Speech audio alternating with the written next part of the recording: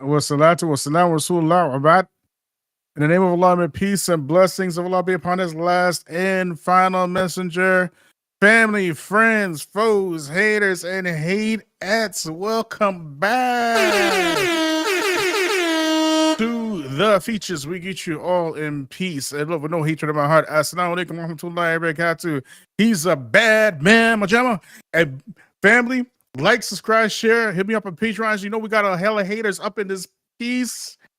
As usual, we got really hot. This topic is, we've been talking about this for a while now, about how eventually what you're going to see is the splitting of the white supremacist faction of leadership within the West. White supremacy is on its way out. Okay, we said this several times on this channel. Okay, nobody wants it. Nobody wants to deal with no white supremacists anymore. The gig is up. The jig is up, and only a certain demographic of folk want to keep this thing going, right? And it just happens to not be white people, okay? It's the people who have been practicing racism before it was even racism. Before racism was a thing, these folks have been practicing racism for thousands of years. And we call those folks Hindus. And we mentioned last time the amount of Hindus that are in the first time in US history. The sheer volume of Hindus in the Trump administration is absolutely staggering. And it's the first time in Western history, or US history rather, that you have all these Hindus in huge positions of power. One of them that we have mentioned was Vivek Ramaswamy. And in case you have forgotten who Vivek Ramaswamy is, let me just give you all a refresher course, okay? Just give me 1 second. Let me just cue this up here for you. Okay, so this is Vivek Ramaswamy. Okay, now let's watch this, y'all. And let's see what he has to say in this presidential debate. So first, let me just address a question that is on everybody's mind at home tonight. Who the heck is this skinny guy with a funny last name, and what the heck is he doing in the middle of this debate stage? The last person in one of these debates, Brett, who stood in the middle of the stage and said, "What's a skinny guy with an odd last name doing up here?" was Barack Obama, and I'm afraid we're dealing with the same type of amateur standing on stage tonight. Come over and give me a hug. The hope of a skinny kid with a funny name who believes that America has a place for him too. Give me a hug just like you did to Obama. The same time of amateur. And you'll help elect me just like you did to... That's Vivek Ramaswamy, family. Okay. So for those of y'all who don't know who he is, first of all, let me see ones in the chat if y'all can hear me. Make sure y'all are sharing this. Okay. So ones in the chat if y'all can hear me, first of all. And Vivek Ramaswamy has been running defense for white supremacists for the better part now of almost 2 years now. Okay, he has made a major shift in his political leanings. Right, he just seemingly came out of nowhere, but he has been, in the background in politics, but mostly in the Democratic side. Okay, and now he made this huge turnaround, this huge about face. And he came out guns a-blazing against black folk. Like just, no holds barred against black folk. Okay. So some of the things that he said, let me just pull this up for you. Okay. 1 second, y'all. Let me share this.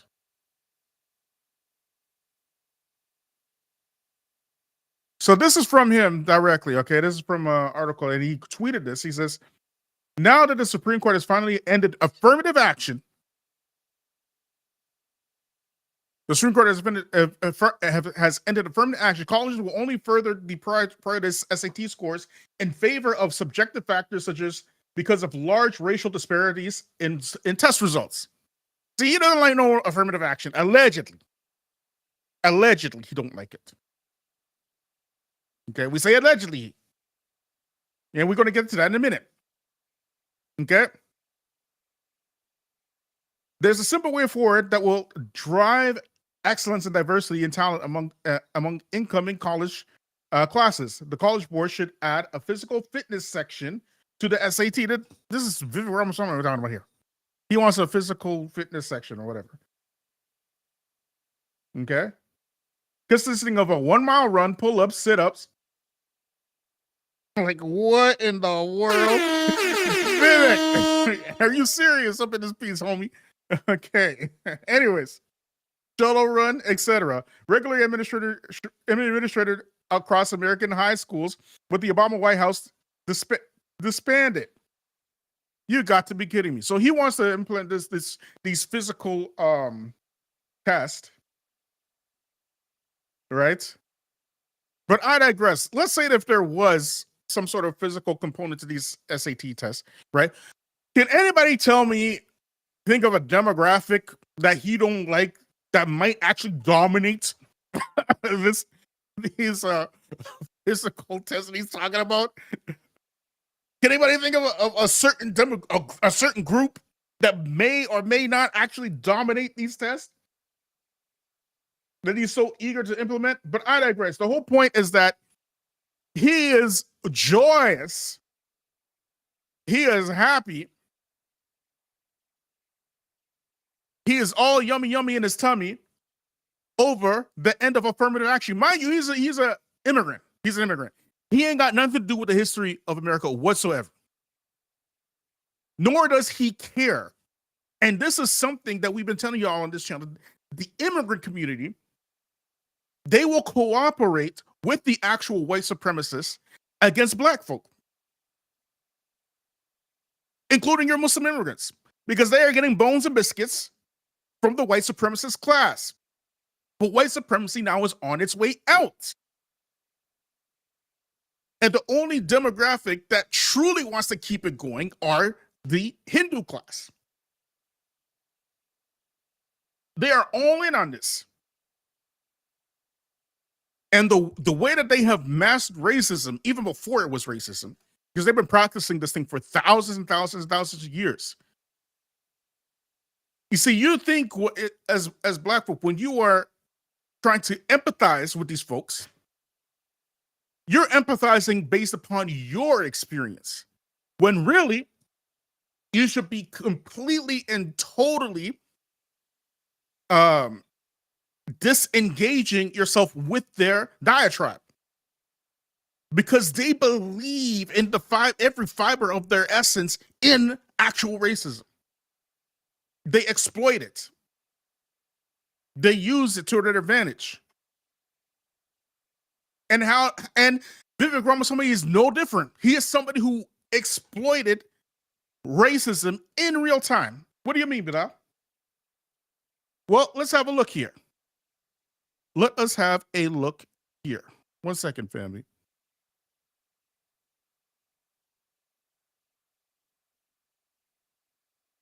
One second, y'all. Now let's watch this, family.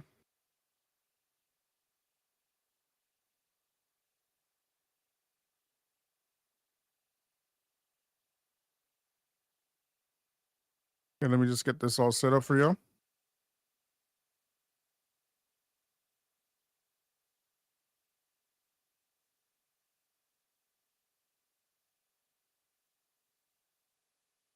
Let's have a look.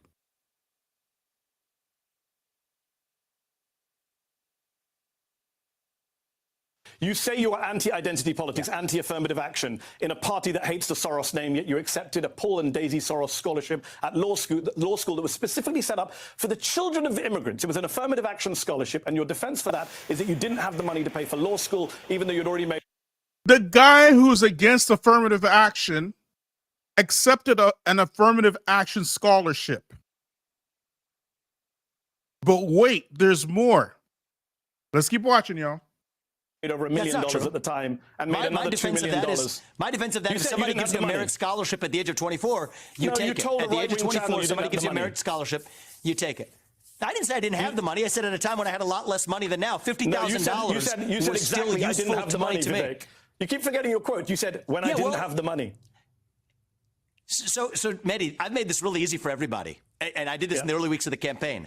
I released 20 years of tax returns. Yes, you did. Something that no presidential candidate, let alone somebody who's successful in business, has done. I challenge Democrats and Republicans alike, including the Biden family, to do it.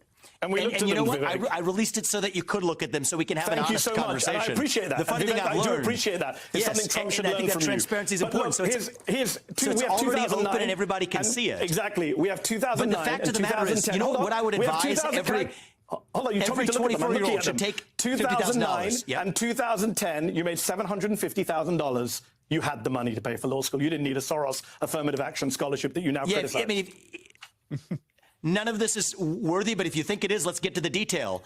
That was actually the first big piece. You see how he's shucking and jiving now? His whole claim to fame for his presidential run in 2024 was his stances against affirmative action. That was his into the MAGA crowd. This is Vivek Ramaswamy. You see, the thing is with you see how there's all this anti-South Asian sentiment in 2024. Like it's on high levels right now throughout all the West, and it's because of this stuff.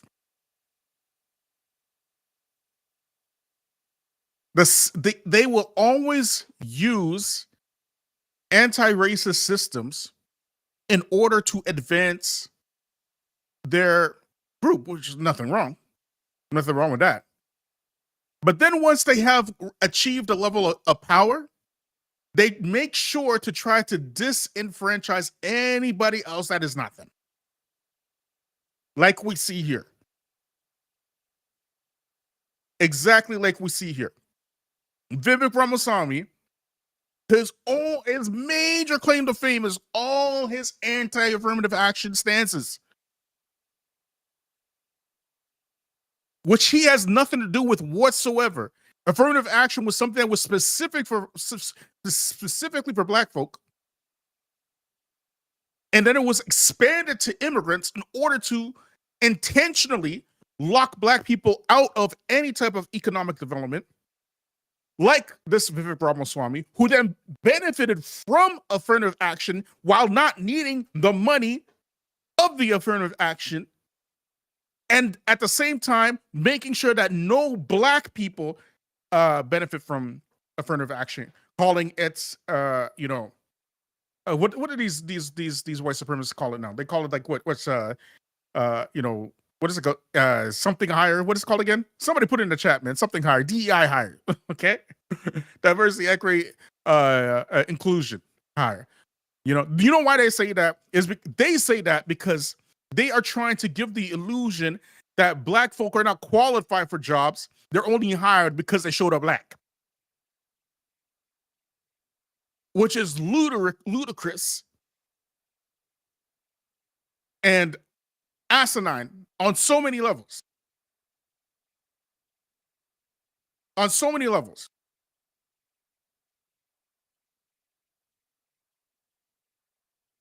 Absolutely ludicrous.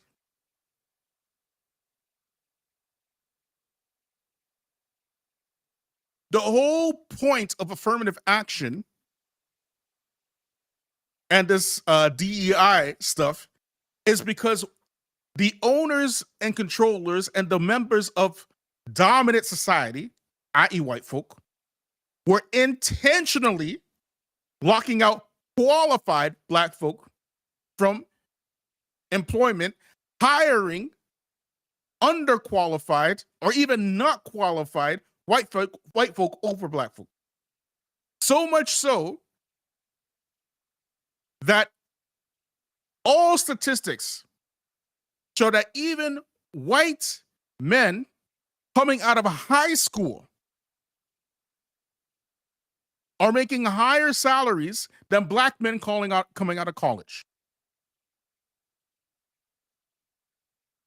Meanwhile, Vivek Ramaswamy, who has literally nothing to do with the history of the West whatsoever, he just showed up. He just got here. He himself is a citizen, a birthright citizen, meaning his father is not a citizen of the United States, he's an immigrant, but because he was born in the United States, he acquired citizenship from just being born in the United States. Now he's against birthright citizenship. Can you imagine? The audacity. But what you got to understand is the South Asians have been playing this game a lot longer than anybody else on the planet. They were playing racism before racism even existed, with that caste system, with their dharmic religions and stuff, the Hindus and even arguably the Sikhs and whatnot.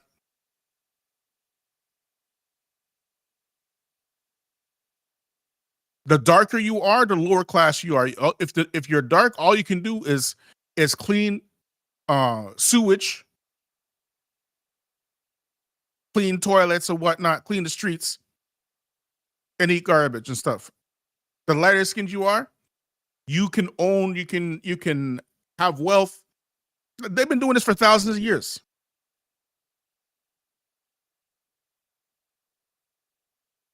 But I never keep watching, y'all. Just keep watching. You say you're anti-affirmative action. You took a scholarship for immigrants. I'm anti-affirmative action. He took a scholarship for immigrants and the children of immigrants while calling for the dismantling of the very same scholarships that he took. Can you imagine? Anyways, let's keep watching, y'all. So why'd you take a scholarship for the children of immigrants? Which falsehood would you like me to address? The financial one or the one about my views on affirmative action? Because I can go in whichever order you'd like. On the financial piece of it. Not at the time that I had applied for the scholarship that fall. Yes, you did. That December. Yes, you did, Vivek. This is awkward for you because you did. I've got the tax returns in front of my face. No, it's not awkward for you. Yes, on December 31st, when the application for the scholarship was that October. Mehdi, you're wasting your time on childish details in October of that year when I applied for that scholarship. And it was, well, guess what? The bonuses that a hedge fund pays, and it's a shame that, again, you don't have to be an expert on this, but if you're going to spout out, you better know something about it. People pay at a hedge fund the bonuses at the end of a year, and on December 31st, that's when I was paid. I applied for the scholarship that September, and I did not grow up in a wealthy family. Vivek, you made more money the previous year. I made $200,000 pre-tax or whatever it was. No, you didn't. And you know what? I believe. No, you didn't. You're now telling flat. In 2009, you have my tax returns in front of you. I don't remember what I made in 2009. In 2009, you made $650,000. In 2010, you made less, $450,000. So the argument that you only made the money pre the scholarship, Oh, so now we're bringing tax into it. We've been using gross numbers. Absolutely. Vivek, you're wrong on this. Go back and check your tax returns. $50,000 obviously makes a big difference. And then you accepted a Soros. Can you believe that? Can you believe that? But black people, black family, I want you all to understand something. That it is the black struggle that allowed immigrants to come to the West to begin with. Now, this is well known. We know this, we understand this. Okay. The powers that shouldn't be made sure to use that very same immigration system because black folk were looking for allies. Let me ask y'all something. Have you found allies in the immigrant community? Have you found allies in the immigrant community? The powers that shouldn't be made sure to incentivize these very same immigrants against the descendants who built the West. Just name a country in the West. Brazil, Colombia, Argentina, Suriname, Trinidad, Jamaica.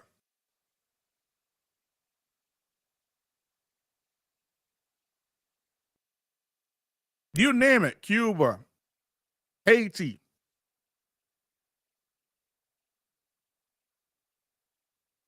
We were brought here as the labor.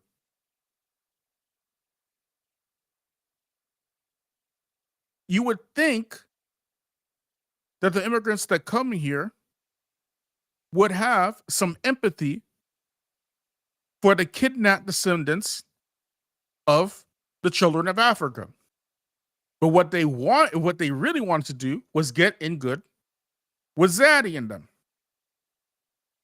That's really what they really wanted.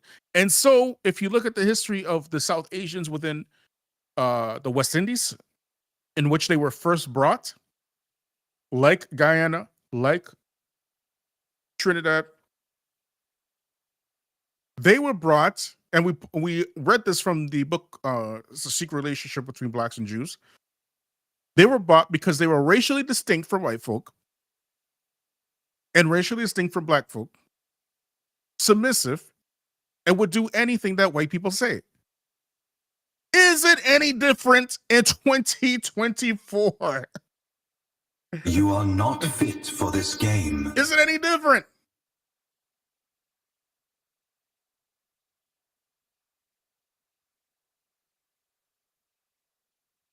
It's not different. Look at these folks that they have in the politics. Just got here and are audacious enough to do the work that if a white person was doing, they would instantly be called white supremacists. But because he has the skin tone that is racially distinct from white folks, just like in the past, they're able to run defense for white supremacists, which now brings us into the meat of our live today. Like, subscribe, share, family. Make sure you like, subscribe, and share. Okay, so let's get into it. 1 second, family. Let me just hold this up here.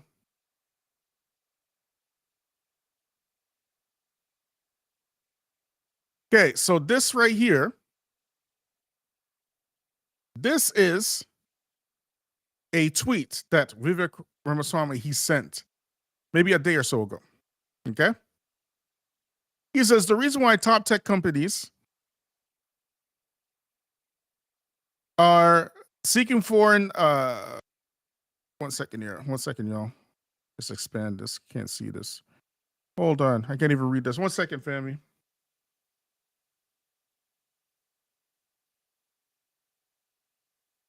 Okay, there we go.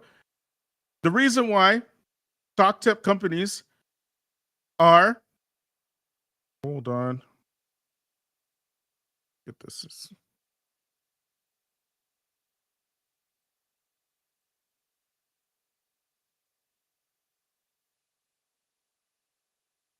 Are often hire born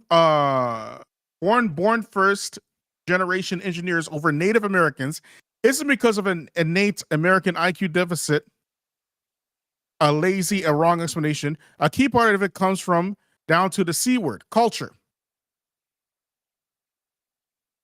See, now the same way you're talking to black folk, now he's talking to white folk.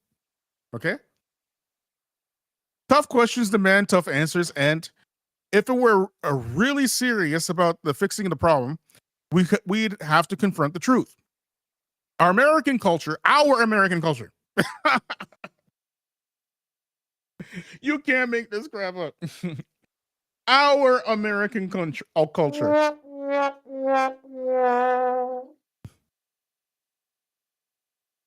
You cannot make this stuff up. Okay? Where are we? Our American culture has venerated mediocrity over excellence for way too long. at least since the 90s and likely longer. That doesn't start in college, it starts young. A culture that celebrates the prom queen over the math Olympiad champ or the jock over the valedictorian will not produce the best engineers. A culture that venerates Corey from Boy Meets World or Zach and Slater over Screech from Save for the Bell or Stefan over Steve Urkel in Family Matters will not produce the best engineers. Fact. I know multiple sets of immigrant parents in the 90s who actively limited how much their kids could watch those TV shows precisely because they promoted mediocrity. And their kids went on to become wildly successful STEM graduates. This is Vivek Ramaswamy now. Now he's talking, okay? Let's keep reading. Most normal American parents look skeptically at those kinds of parents. More normal American kids view those kinds of kids with scorn. If you grow up in aspiring normalcy, normalcy is what you will achieve. Now, close your eyes and visualize the families in which you knew in the 90s or even now who raise their kids according to the model versus the other and be brutally honest. Normalcy doesn't cut it in the hyper-competitive global market for technical talent. And we pretend like it does, and we'll have our asses handed to us by China. Like this is absolutely insane. This is insane. Right? He was audacious with black folk. Very audacious. And now he's comfortable enough to be audacious with white folk. Okay? This can be the Sputnik moment. We've awakened from slumber before and we can do it again. Who's this we? Like what? Who is this we? Can somebody please explain to me who is this we that we're talking about here, man? Who is this we? Like what have you done what have you done for American culture? 1 second, fam. Just give me a minute here.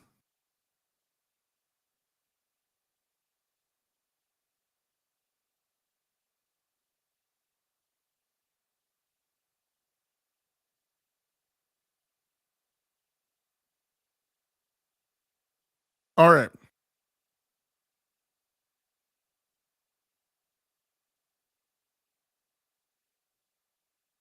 Now this is crazy. He talking like he done something in America. All you done in America was be born. That's it. You were born, and you took affirmative action to get into college and stuff. That's all you did.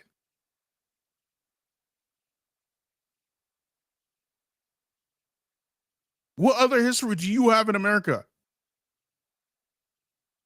But again, this is something that white folk observed about the Hindus hundreds of years ago. Okay? They're very quick to identify with whiteness. But what they didn't know is that they've been doing this for thousands of years, identifying with whiteness. But I digress. Let's keep watching, y'all. Trump's election hopefully will make the beginning of a new golden era in America. No, it won't. No, it won't. Right? We talked about this before. Trump actually, his second election has clearly signaled the end of America in a very clear-cut manner. And we talked about this many times, right? But anyways, I digress. Keep watching. We were predicting that he was going to be elected years before he got elected, right? We predicted that. If you think his second term will be anything like his first term, you're sadly mistaken because he's not going to be in charge, which he is showing. He's already shown this, and he's not even been inaugurated. He's not even inaugurated yet.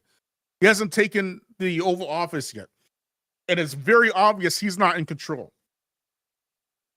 But I digress. Let's keep watching, y'all. Where are we? Translation will marks the beginning of a new golden era in America, but only if our culture, again, our culture, fully wakes up. A culture that once, again, prioritized achievement over normalcy, excellence over mediocrity, nerdiness over conformity, and hard work over laziness. You've got to be kidding me. You've got to be kidding me. How hard did you work to get that affirmative action scholarship? How hard you had to work to get that, Vivek, after you're making $750,000 in 1 year? And you still took that scholarship, which you didn't need. How hard did you have to work to grift from being a Democrat to a Republican, and all you did was say things that white people wanted to say but couldn't say because you had the complexion for the infection? How long you had to grift for that? Anyways.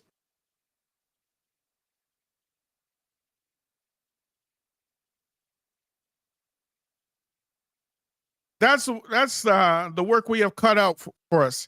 Rather than wallowing in victimhood and just wishing for legislating alternative hiring practice into existence, I'm confident that we can do it. So you can imagine. He is talking about movies. Look at this, family.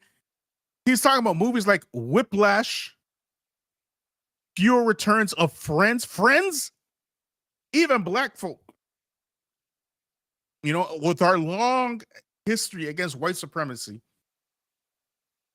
our long, well-documented history against white supremacy, even black folk know better than to try to go after white folks and Friends and stuff.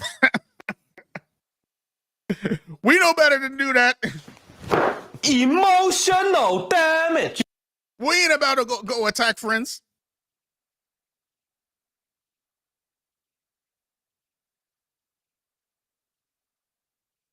If there's one thing that white folks have in common, you don't have to be a white supremacist to like Friends. All white folks love Friends. The two things they love more than anything else: don't play with their friends, or don't play with their Seinfeld. Okay, don't play with those two right there.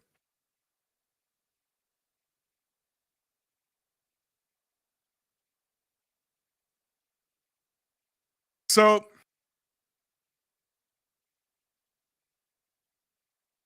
why the point is, why was he doing this? Is because,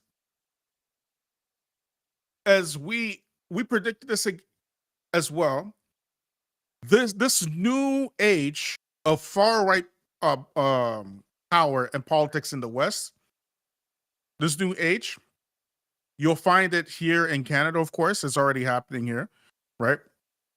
You'll find it in U.S. It's absolutely going to happen in the U.S. It's I'm positive it has to be happening in the UK. It must be, right? It's happening in as far as I know, it's happening in New Zealand as well, where there is a flood of immigrants coming in from India, just like a mass immigrant, especially here in Canada. Canada, they are the second largest group by far, not even close. So much so that there's even, you could say, like almost a mini civil war happening here in Canada between Sikhs and Hindus. People getting assassinated, rumbles in the street. And we're not just talking about like gang wars. No, we're talking about political assassinations in the interest of the Indian government happening in Canadian soil. That's how bad it is. It's bad. Okay. And essentially, Elon Musk, he bought his way into the White House. Elon Musk is what? He's known for what? For his tech affiliation. where does the world's cheapest labor when it comes to tech, where does it come from, family? Somebody put it in the chat, please. Somebody put it in the chat. If you want IT and tech and you want it cheap, where do you go? Somebody put it in the chat, please, and let me know I'm not tripping. Okay, so I mean, there's all this stuff going on with Elon Musk and Donald Trump right now, and there's no way Donald Trump can get rid of Elon Musk because Elon Musk essentially, he's unelected, and he bought that new what you would call it, that group in the White House, the what's it called again? The Doge group, Department of something, whatever. Somebody put in the chat. Thank you, Charles. India.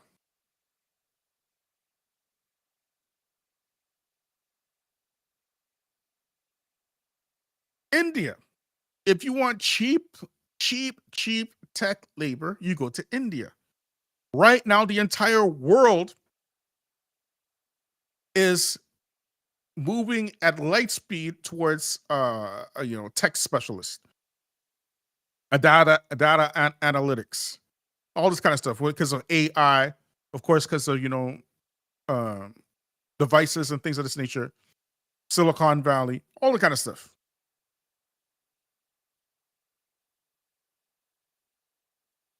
So there are qualified people here in the West, and we talked to a brother. His interview is on the channel, the Feachaz. His name is Bilal Bennett. Y'all watch that interview. Go back and look up Bilal Bennett and watch his interview, Convert Profiles, from beginning to end. If you haven't seen it, make sure you watch it. Listen to what he's in the IT sector. He will tell you that his own alleged Muslim brothers from South Asia, they won't even hire him. And they told him straight to his face because he's black. They want South Asians doing this stuff. Y'all can't tell me nothing. Y'all can't tell me nothing. Okay? So, anyways, how do you think that went over when he started saying all that nonsense? How do you think that went over? Probably not too good, right? So let's check out some of these tweets, right? Let's go over here. 1 second, y'all.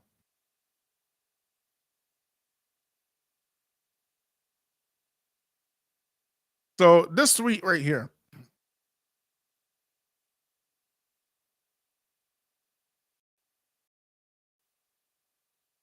If y'all can remember this is what in response to him, right? And culture was right. That's BIPOC doing racism. I too am a fan of yours. I'm going to make a point of disagreeing with you so that it will be fun. You are so bright and articulate, and I guess I can call you articulate since you're not an American black. Yeah, Anno Coulter, if y'all don't know who she is a longtime white supremacist and contributor to Fox News. Okay, just open with her hatred of black people. All right. So, anyways, let's keep watching, y'all. You articulate since you're not an American black. Can't say that about them. That's rhetoric. And that was an opening segment. Lots of things to talk about there. Oh, and I agreed with many things you said during, in fact, probably more than most other candidates when you were running for president. But I still would not have voted for you because you're an Indian. We'll get back to that. I too am just in case you missed it. But they put that in his comment. That's one of the people putting it in his comment, right? It's an all-out chaos in MAGA world. Okay, let's check out this one right here. But look what this one put.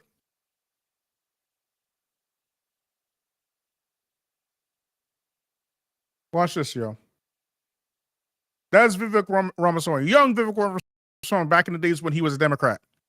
I want to ask you, last week on the show we had Senator Kerry, and this week and the week before we had Senator Edwards. And my question for you is, of all the Democratic candidates out there, why should I vote for the one with the least political experience? Well, does anybody know who this funny looking fellow over here, this Negro?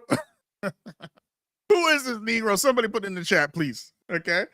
So Vivek Ramaswamy is asking this Negro a question. Let's listen to the question again.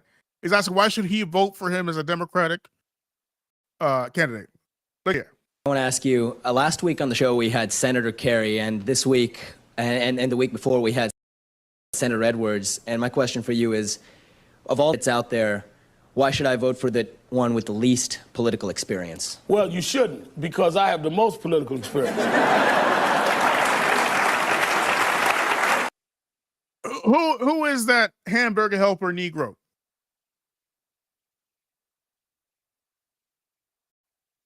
Who is that Big Mac of the Big Mac Negro? Somebody put it in the chat, please. And what did he say? Political experience. Well, you shouldn't, because I have the most political experience. Who is that slick-haired preacher-looking Negro? Does anybody know who he is?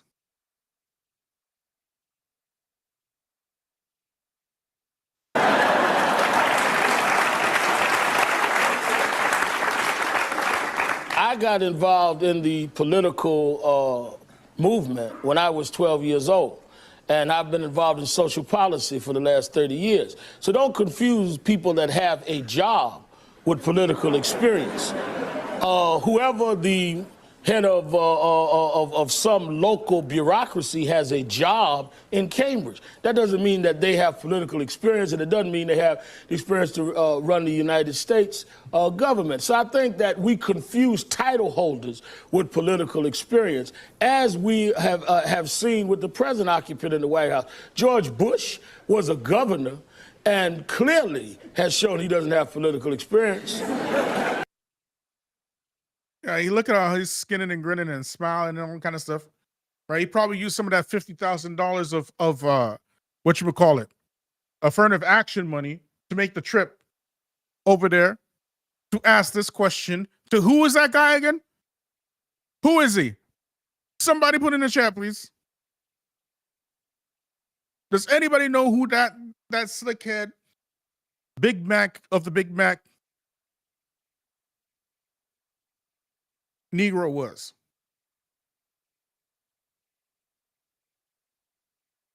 Look at him.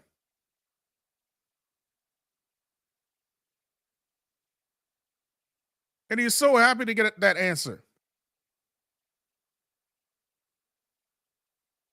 My, how times have changed.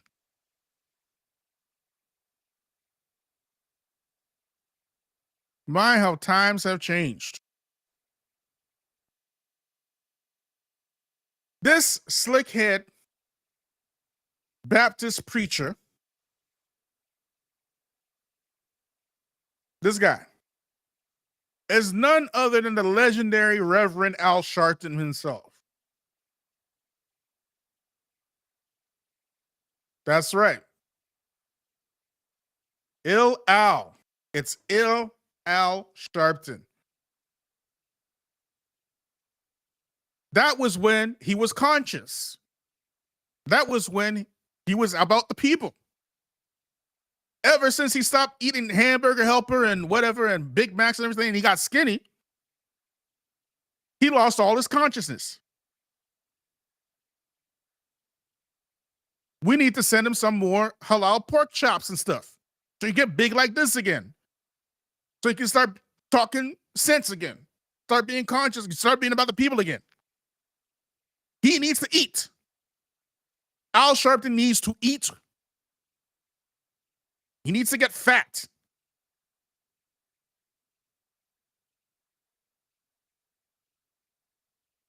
But I digress.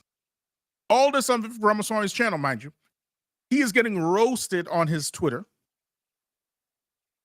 Absolutely roasted. This is what another person put, right, in response to American culture. Look here. This is a tech magician, and they put culture in quotations. Vivek Ramaswamy's home country.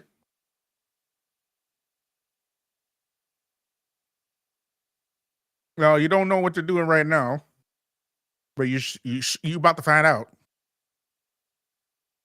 See, that is this is what you call moo chocolates. The moo chocolates. These women here, they're eating some moo chocolates. The chocolates that say moo before they come out.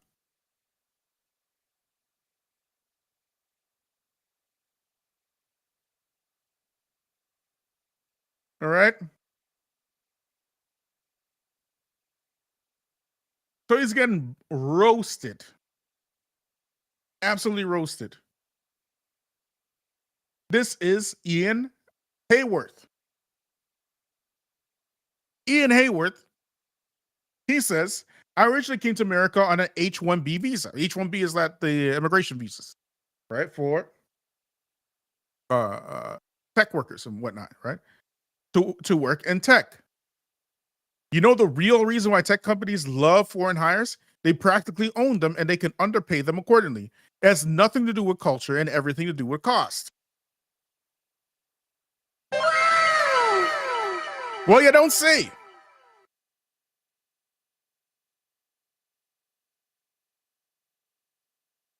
Well, you don't say.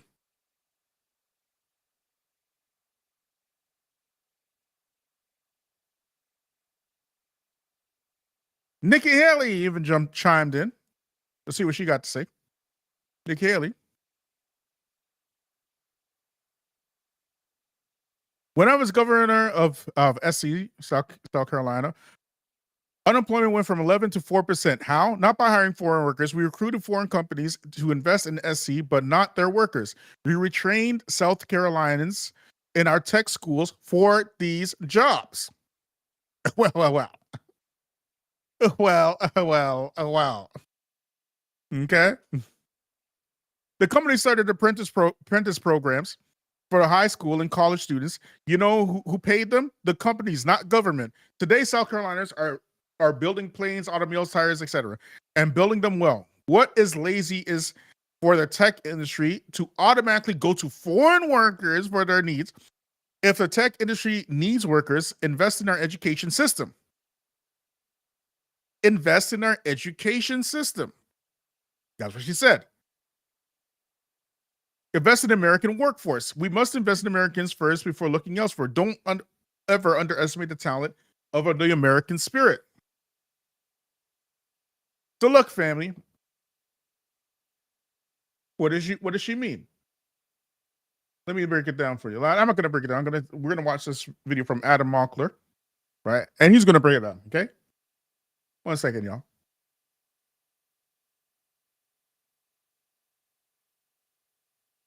Now watch this, y'all.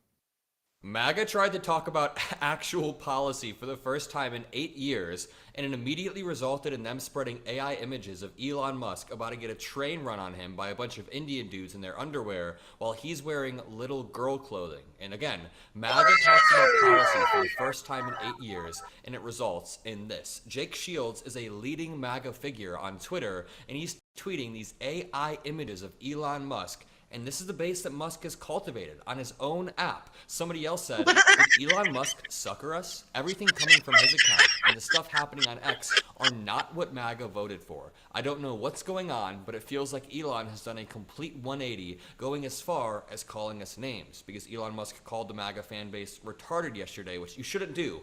But also, this one says, I'm deeply questioning my decision to support the Republican Party after witnessing the persistent and dehumanizing attacks directed at me and my community by individuals who, despite hiding behind a veneer of respectability, openly harbor and amplify racist ideologies. I've tried to hold on to the belief that these voices represent a vocal minority, not the broader values of the party. But time and time again, I am disheartened as accounts with massive followings, many of them wielding significant influence, parrot unhinged conspiracy theories and perpetuate overtly racist tropes without consequence. Now, I have some more examples that See, this is the other thing that South Asians always do, okay?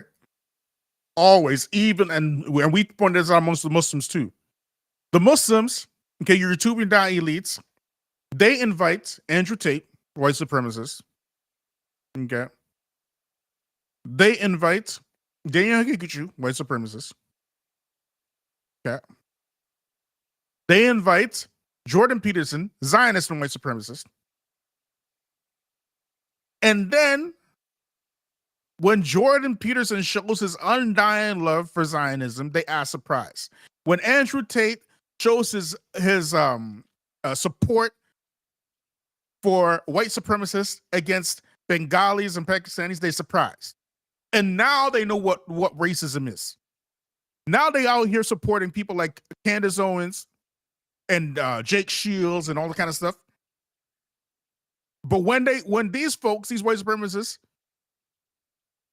showed their absolute racism against South Asians, all of a sudden, whoa, these guys are racist.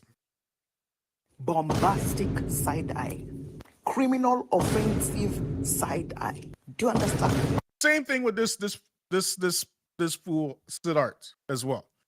You are MAGA. How did you know these folks weren't white supremacists? Like what? What do you knew what you was getting into? You were just hoping these crackers would support you as well because you support them. That's what you were hoping for.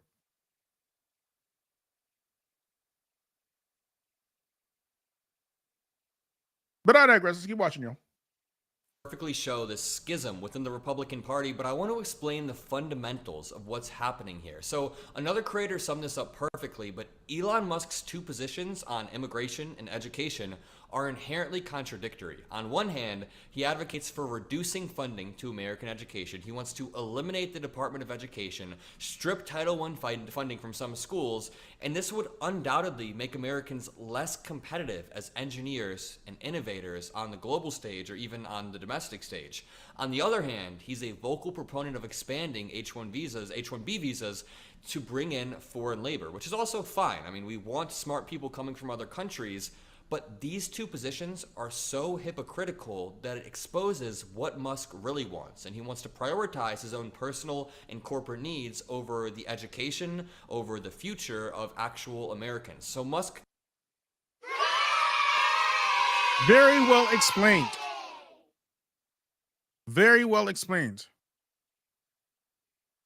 And as for us, since the veil is being pulled off of white supremacy globally, we understand very well, Black folk, we understand there's a lot of pain that's about to come in the next few years. But what we are doing here on the Feachaz, we are letting the Muslims know that you do not have time right now to be divided. If you're going to unite, you're going to unite now. And you got to unite under the banner of La ilaha illallah Muhammad Rasulullah, under that banner. You have to unite under righteousness, under,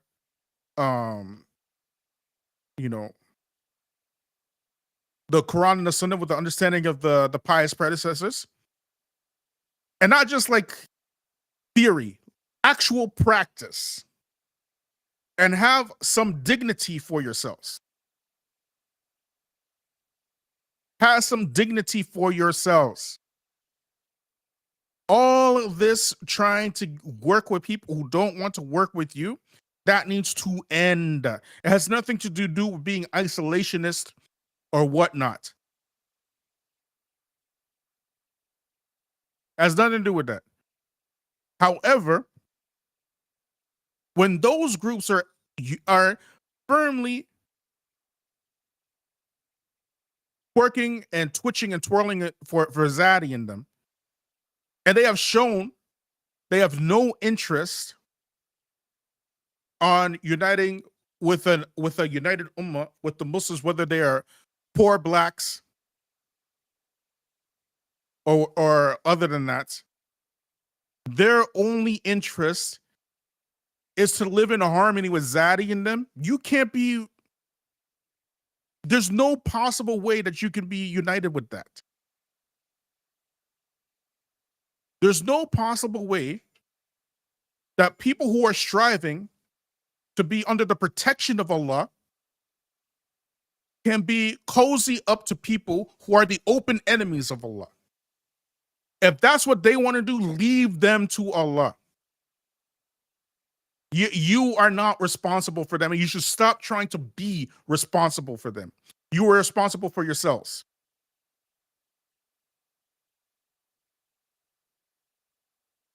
So what he said is exactly 100% spot on. How you want to cut education, and mind you, cutting education is a staple of American, not just American history, but Western history in general. What do you mean, Bilal? Western history is very well known for making sure that the black element of the West is persistently uneducated.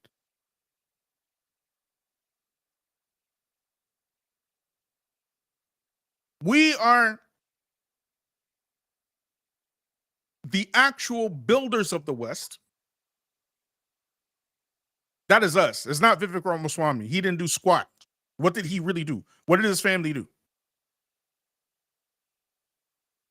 Besides steal from black programs in order to end the same black programs that they benefit from, and then say, our country, you just got here. Oh my God. You just got here. But I digress.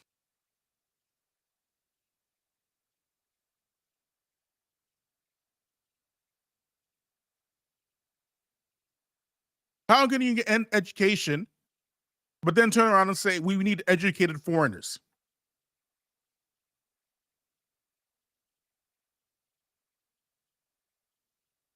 Which essentially shows how capitalist these folks really are.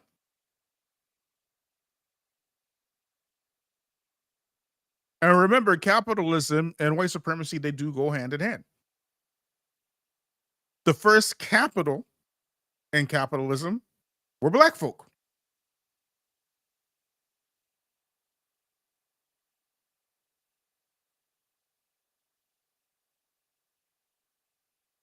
That was the first readily made capital in the world of capitalism. Easily tradable.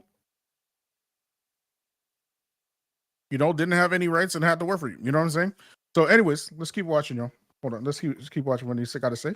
Claims to care about American innovation, yet he actively undermines it by supporting policies that weaken our education, weaken our innovation, and then he supports policies that actually allow other countries to gain the edge on us, other people to come in and dominate our labor markets. We want to invest in our education. This is happening in Canada right now, right? From this very same South Asians that's the alt-right element in the United States wants to recruit right now. This is happening globally.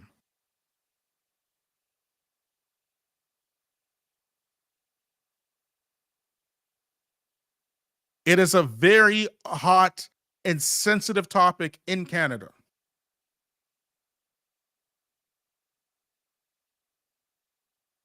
Very hot and very sensitive.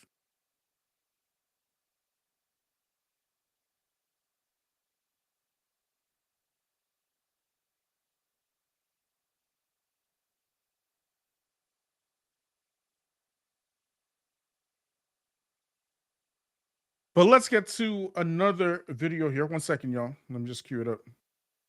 Okay, let's watch this, man. One of my favorite channels. It's called The Business Channel with what's his name? Something Black. I forgot his. Anyways, it's called The Business. Anyways, Jason Black. Let's watch what he got to say.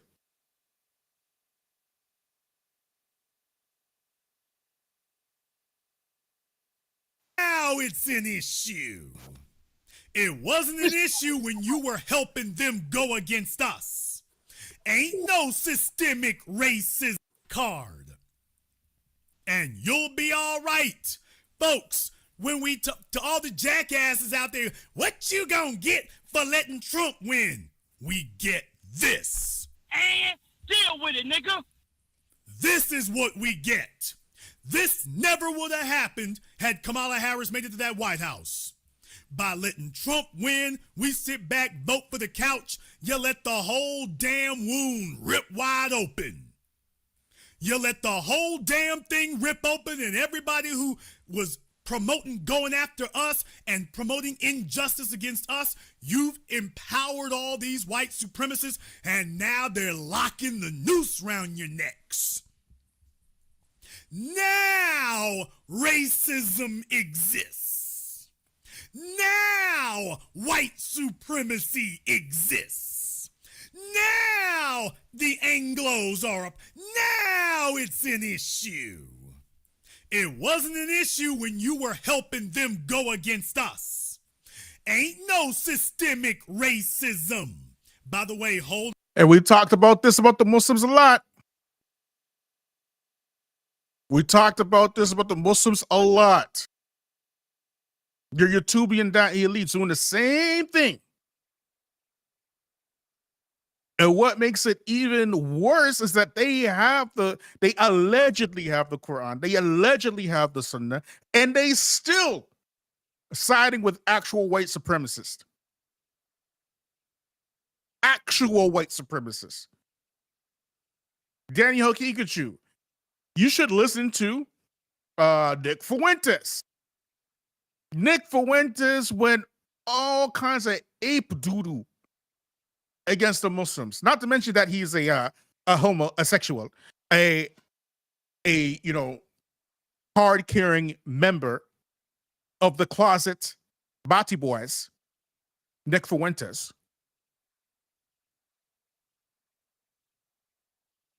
And a self-admitted, he's a closet Bati boy, and he's a self-admitted, incel.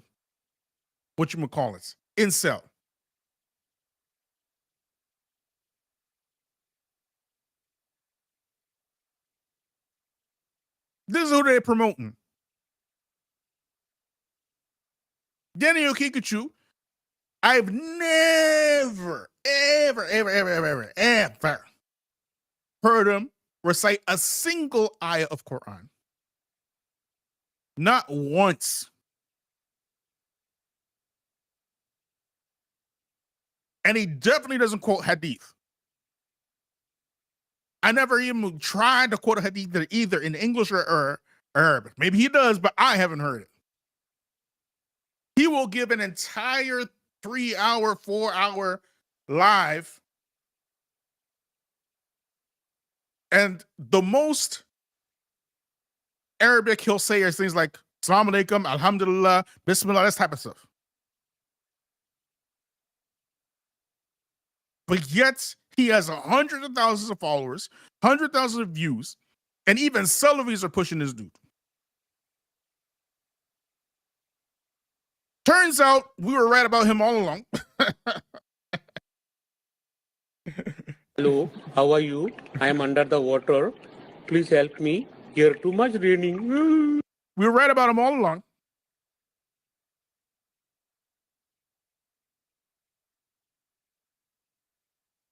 We said that he's a closet Shia. He's coming out as the Ayatollah of YouTube. We said that he's a alt-righter. He denied it. Now he's telling you the alt-righters to listen to. Did you think that any of your YouTubian ideas can say, you know what, Bilal, you're right? Of course they can't do that. Of course they won't. But I digress. The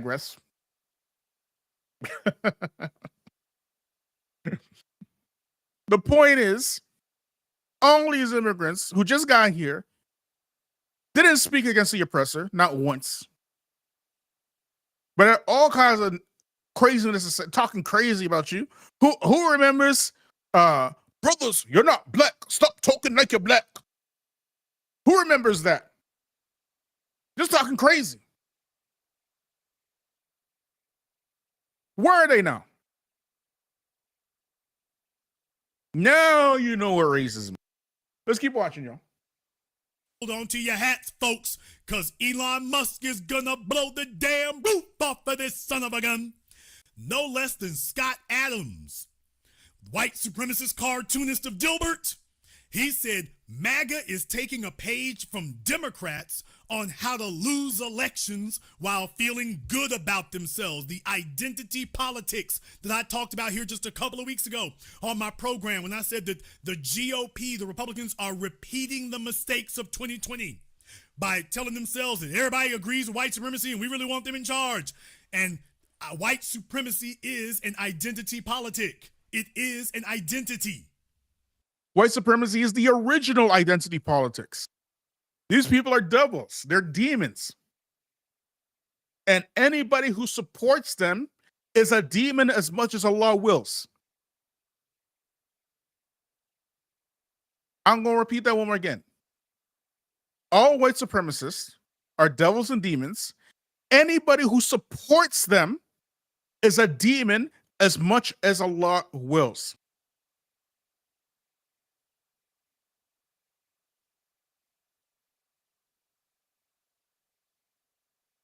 There are certain things that should be universal for all Muslims. One of the very first things is not to support a racist. Don't share their talking points. Don't share their memes. Don't support them in any way, shape, or form. How many Muslims you know talking about we should support Candace Owens? How many Muslims you know we should support Andrew Tate? Until it turns out that, Andrew Tate is racist against them. Now, all of a sudden, we can't support him anymore. He was a demon in the beginning for being a white supremacist, and you were a demon right along with him for supporting him. Candace Owens has always been a demon. Let her say 1-2 words against Israel. You share that crap, you are a demon as much as Allah wills for sharing that.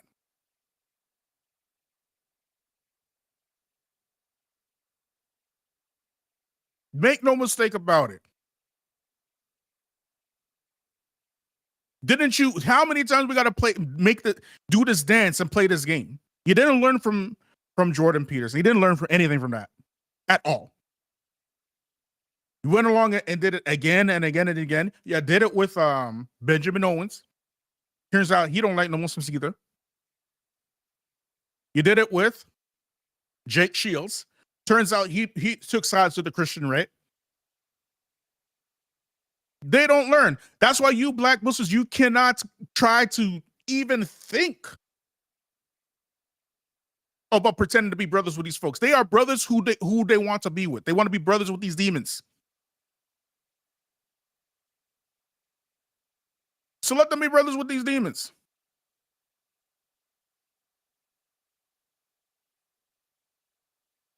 The first identity politic was actual white supremacy.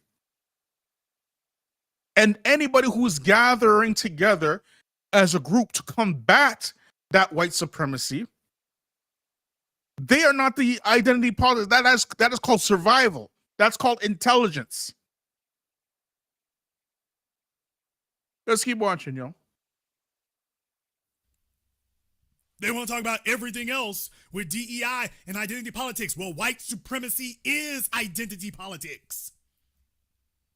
It's the original identity politic. that you can feel good about being a white supremacist and then you can start losing elections. And Scott Adams said MAGA is taking a page from the Democrats on how to lose elections while feeling good about themselves. And look at who weighed in next. Elon Musk says yes. And those contemptible fools must be removed from the Republican Party root and stem. Well, that didn't go over so great for Elon Musk, the immigrant from South Africa. He then goes on to say this. Oh, people, did you ever think that you would wake up one morning and see this? The contemptible fools I'm referring to are those in the Republican Party who are hateful, unrepentant racists. Elon Musk family. Now even Elon Musk knows what a racist is all of a sudden. Like we said, white supremacy is on its way out. Trump winning the election is a proof that white supremacy is on its way out. White supremacy was being held up by both sides of the democratic system, the left wing and the right wing. This new fascist wing, it's going to not end well for many, many people. Right? But it's essentially a sign of the empire clinging to power. It's on its last legs. So now all of a sudden, Elon Musk, an avid racist, is speaking against racism. What? Damn. What? Folks, it is upside down day. We are in bizarro world. The entire planet has flipped on its axis. We are in an alternate dimension. You have left the rational world. You have entered the dimension where sight and sound don't mean a damn thing. Whatever you believe 2 minutes ago, you go ahead and discard that. Up is down. Down is up. Chocolate is vanilla. Dog food is gourmet. You have entered the white supremacist zone. Folks, did you ever think that you would live long enough to see this happen? Elon Musk is talking about racists?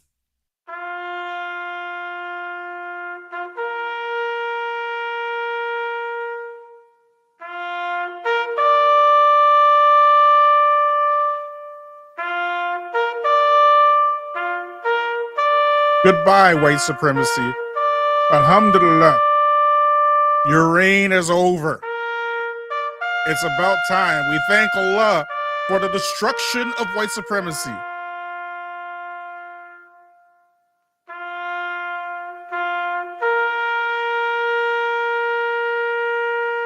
Let's keep watching, y'all.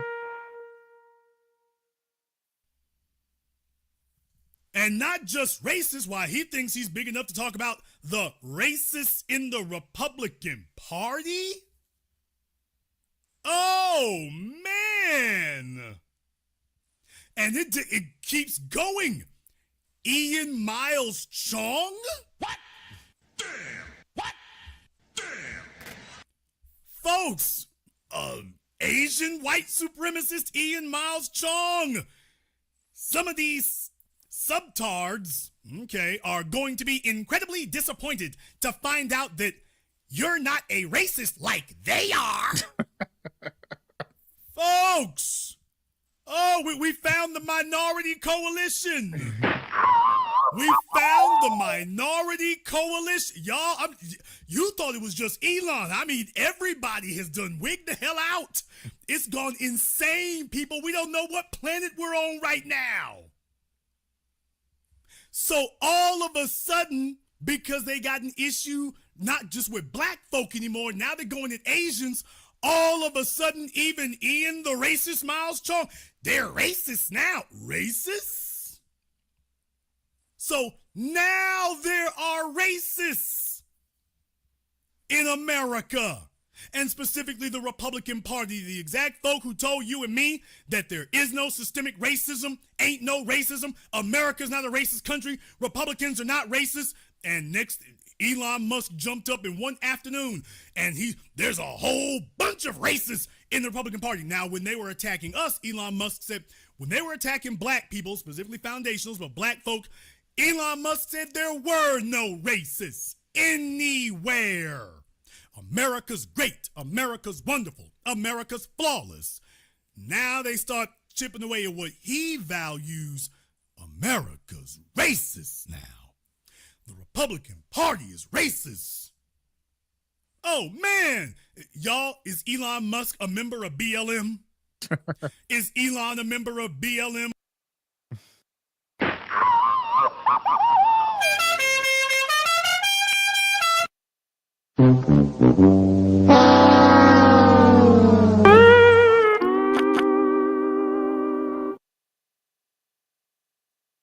So, family,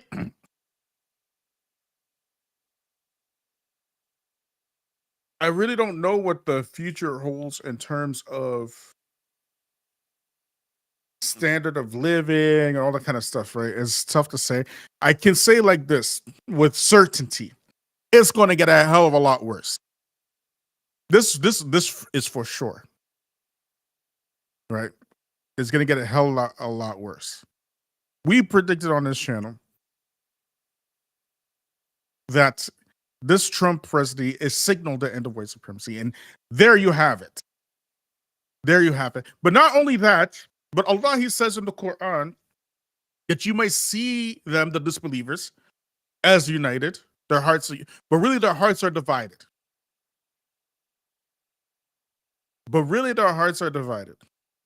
And now the division is coming out. Right-wingers across the globe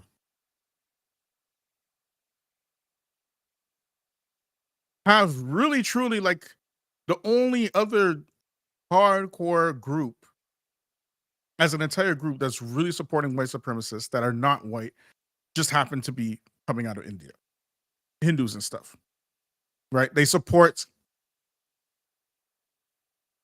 almost like completely State of Israel. They're the only ones who are doing it, by the way. They support all these white supremacist stuff. We even put out on this channel how even some of them are even worshiping Donald Trump as a god. And as Sister Tika says, I wanted to sit back and watch with my bucket of popcorn, which is really the stance that you should take. Now is not the time to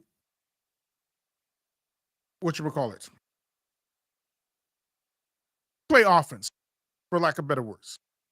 Now is the time for us to regroup, to self-reflect, and to build our own things while these guys are fighting each other.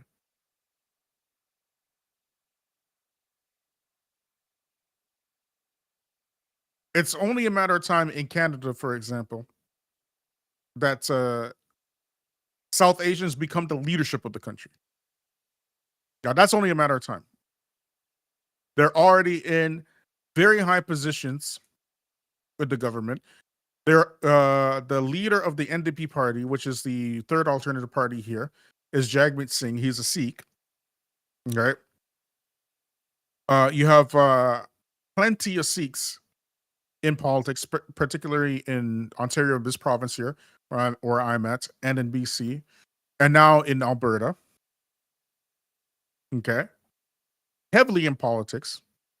Every single week, there's some scandal of some sort of corruption with either the Sikhs or the Hindus. Always blowing up. All the time. And you know who are the most vocal about it? Who do you think? The very same white supremacists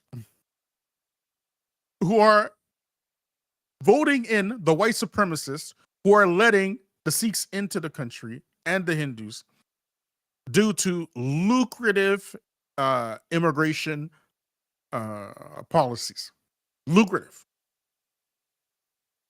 And there is something in that, there is an element of the Indian culture that is absolutely,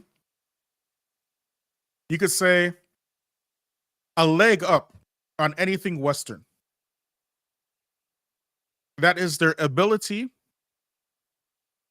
to stick together as a group, no matter what, even lie and all kind, like as you've seen Vivek Ramaswamy do. Okay, all kind of like just outrageous lies. Okay, like we showed in the beginning of this live, but they're willing to stick with each other even through all of that. They don't check each other for that. They will support the lies of the other, and then and say some outrageous statements like our country. And it's going to be their country very soon, right? In terms of Canada, anyways, it will be their country very soon. It will be a South Asian run country. I believe that, anyways. I believe that's coming very, very soon, sooner than you think. Okay, because these white supremacists, they love money. They love themselves some money, and the alt-right element, the far-right element of white supremacy, they are very eager to invite these South Asians into the West. What's going on, Mike? Can't hear you.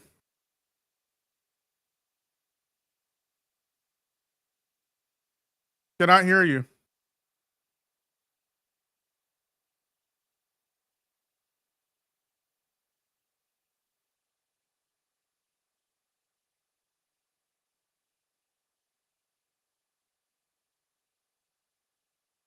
Is your mic muted? You're right. I was muted. Okay.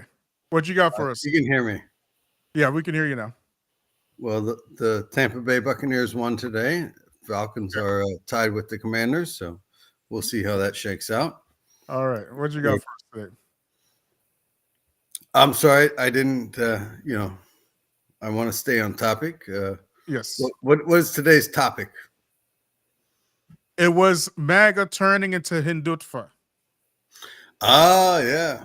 That's Moody is a MAGA light type guy, I guess, in India. Well, we're talking about Vivek Ramaswamy and Elon Musk. Oh, that's right. I did see you, Vivek Ramaswamy.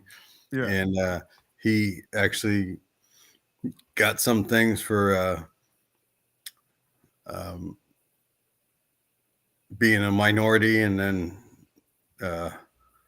Mahid said, well, how do you get this money? It was kind of like Clarence Thomas, right? He got affirmative action money. Right, affirmative action money. That's what I'm looking for. And now he wants to end affirmative action. But the point is, did you watch live, Mike? I was in and out a little bit. Like I said, I've been watching the football game. Okay. I saw the beginning there, but yeah, Vivek, you had Mahida Hassan. Hassan Mahdi. Yes, that's right. Right. Who I think is a Shia, by the way. And but grilling him a little bit on, you got all this money when you had made 750,000 for your thing, and then Vivek said no, it was only 600,000 or something. Yeah. So the point was that Vivek Ramaswamy caused a whole hoopla in the MAGA world by saying that Americans have produced mediocrity since the 90s, and they need to hire foreign tech workers because they're more skilled and qualified. Yeah, that's interesting. In what was it, 96. My one buddy who had made a bunch of money buying Cisco stock, when sold it and made a couple $1 million, started a company and asked me to come work for him. After the .com wave under Clinton, but we had all these, white guys, engineers, and they were making $150,000 a year, big money back in the 90s, and they were bitching about the was it N1V1 or something? N191. It was work permit. Yeah, it was a work permit and it was mostly Indians who spoke English and understood tech stuff would come in, and they were undercutting wages and stuff, and they still are. Yeah. And they still are. So you're a MAGA, Mike. So what do you think about all that? Well, I think it's interesting. We obviously need workers to fill. No, you don't. You have enough workers right there in the U.S. You would think so. There absolutely is. There's no doubt you have enough tech workers in the U.S. and they're qualified. Right. But see, like the white guys want it, $150,000 a year. That's what it is. They could bring in the Indians who would work for $80,000 a year or whatever it was. That's what it is. That's all it is. It's just an economic decision. Sure. And I remember, not Gates, was it Cook or something who took over Microsoft? He's like, "Oh, we need more of these visas. We can't find enough people to fill these jobs." And it's like, no, you can't find enough people at the wages you want to pay them. Right? If you pay them more money, you would get more people. So, it's always an interesting dichotomy of what is the pay scale. I have a nephew who works, not to freak you out, for the NSA, and he's a cybersecurity guy. And he makes $200,000 a year. He did a deal where he had to work for him coming out of college. They paid for him to get his master's, and he got educated and he makes good money. But he hates his job nonetheless. But so in Canada, you know what they're doing? They have this program. It's for foreign workers. Okay, and they also have a program which was ushered in by the conservative government in the 2006, I believe it was. I can't remember, right? But anyways, it was the Harper government, nonetheless, right? Stephen Harper. Right. Harper. Yeah, he's the one who made this program where it is a education to immigration pipeline. He did that, right? And he is like this. He's like kind of like the OG of the far right. You get me? Like he was far right before it was far right. Okay, so he makes this program, and what this did, because Canada has always been a hub for education. Okay, it has always been like internationally known for you can go to Canada and get educated. This education to immigration pipeline ushered in a new industry where South Asians, all they did was try to get visas to get into these schools to immigrate to Canada,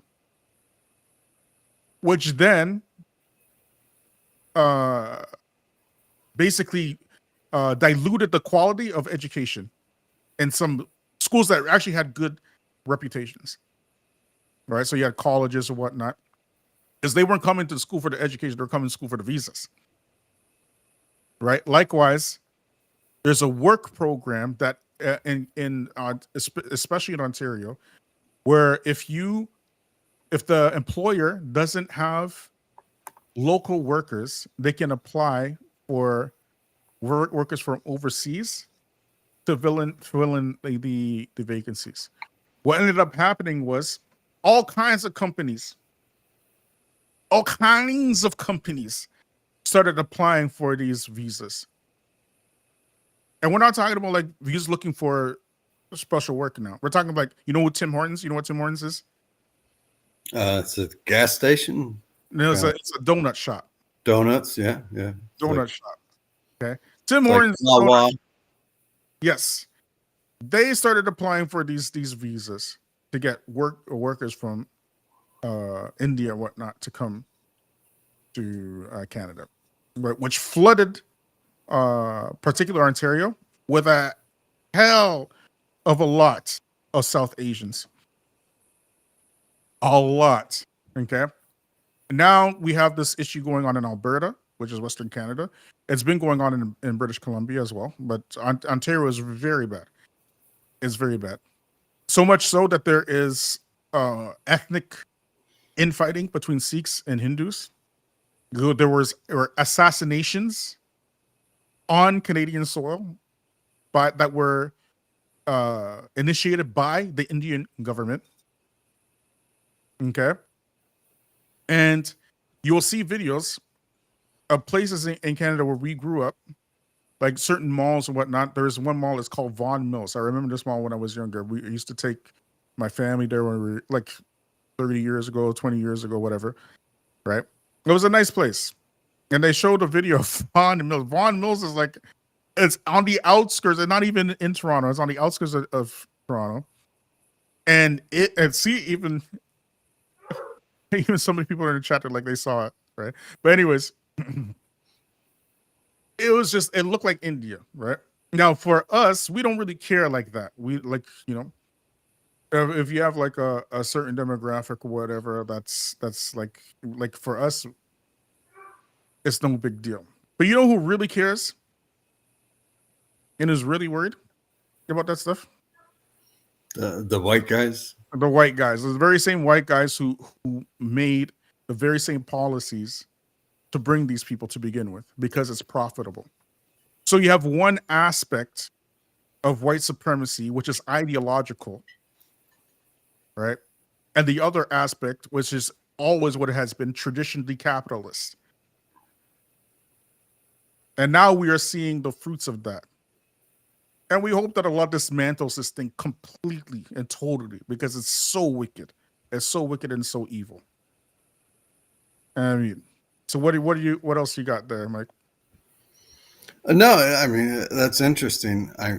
In America, I don't think the Sikhs are taking over different areas. I mean, I look to like Hamtramck, probably up near you. I'm from Florida, so up near you in Michigan, Hamtramck, the Bengalis have, taken over the city. Mm-hmm. So I like to keep an eye on them, but they generally say, no, we're not trying to impose Sharia. We left areas that Sharia was imposed because we didn't care for it much. I think they say that they still have 2 strip clubs downtown. Mm-hmm. So it's interesting. I'm obviously a Islamophobic troll on the YouTube channels, and I try to ask people what they think and see where they stand. Don't do that trolling stuff over here, because the admins, they will block you, and they're very good. Oh yeah, no, I'm blocked from your chat. Yeah, I didn't know that. I did not know that. That's all right. Yeah, I'm blocked for Jordan M's chat. I'm blocked from COVFF. We don't play that over here. Right. If you come in as a guest, no problem. You have your questions. Be respectful, no problem. But we don't play the trolling stuff over here, right? Because we ain't got no time to waste with serious topics. Jordan M, he does a lot of general talks, but we're serious over here. Right. Well, trolling's the beauty. Beauty's in the eye of the beholder. What is a troll? What is not a troll? I embrace the term because it's like people are like, oh, you're a troll. I'm like, okay, so I'm a troll, you know, but argue against my argument, you know. Well, as we talked about last time, I don't want to see Sharia rule the world. We can go back to all sorts of Islamic history. You know, you're like, I don't know. You can look at. When you say Islamic history, what do you mean? Like something that you saw in some YouTube video somewhere, right? Because to be honest, when white people say Sharia, they mean something completely different than the average person. Okay. Because white people have been against anything Islamic since the Crusades, since they met the whatchamacallit, the Ottoman Empire, and the Ottoman Empire handed them their asses. Right. They've been against Sharia ever since they met them in whatchamacallit, Palestine and stuff, hundreds of years ago. I would say I'm against Sharia going back to the Battle of Camel, the Battle of Siffin, the Battle of the Jamal, right? And the Battle of Siffin has nothing to do with Sharia. Well, we don't know, like, for instance, I mean, certainly you've seen, as you call them, the YouTubians arguing about whether or not Bashir should be left in place or not left in place. Bashir al-Assad? Yeah, Bashir He's not Muslim to begin with. Well, yeah, he's an Alawite, right? So that's another thing. You can look at the fatwa from I think we said that the other night, right? Whether or not the Alawites are kafirs or apostates, or should they be killed, blah blah blah. I mean, you can read the book of Jahid, or the book of by Ibn Nuhas, the book of Jihad by Ibn Nuhas, or you can look at the quote I just recently came across, Ibn Khalkud, I think was his name. He's a Khaldun? Yeah, he said these are names that you just saw on YouTube, Mike. You don't know these people, and you don't know the rulings either, and you don't know what Sharia is. You just said that the Battle of the Jamal, right, which has literally nothing to do with Sharia, right? The Battle of the Jamal was something to do with some political issue at the time of after the death of the Prophet ﷺ. And the Battle of Siffin has nothing to do with Sharia, right? Sharia is a term that is describing Islamic law. So when we say Sharia, we mean the rulings in Islamic law, right? It's just like saying jurisprudence or something like that. Right. So sure. When white people say Sharia, right, I don't mean like white Muslims or people who are like genuinely interested in Sharia. We're talking about your atypical Orientalist who believe that everything coming out of Europe is divine and sublime, right? And they mean to discredit anything Islamic. When they say Sharia, they mean chopping off somebody's hand for stealing, killing the apostate. That's what they mean.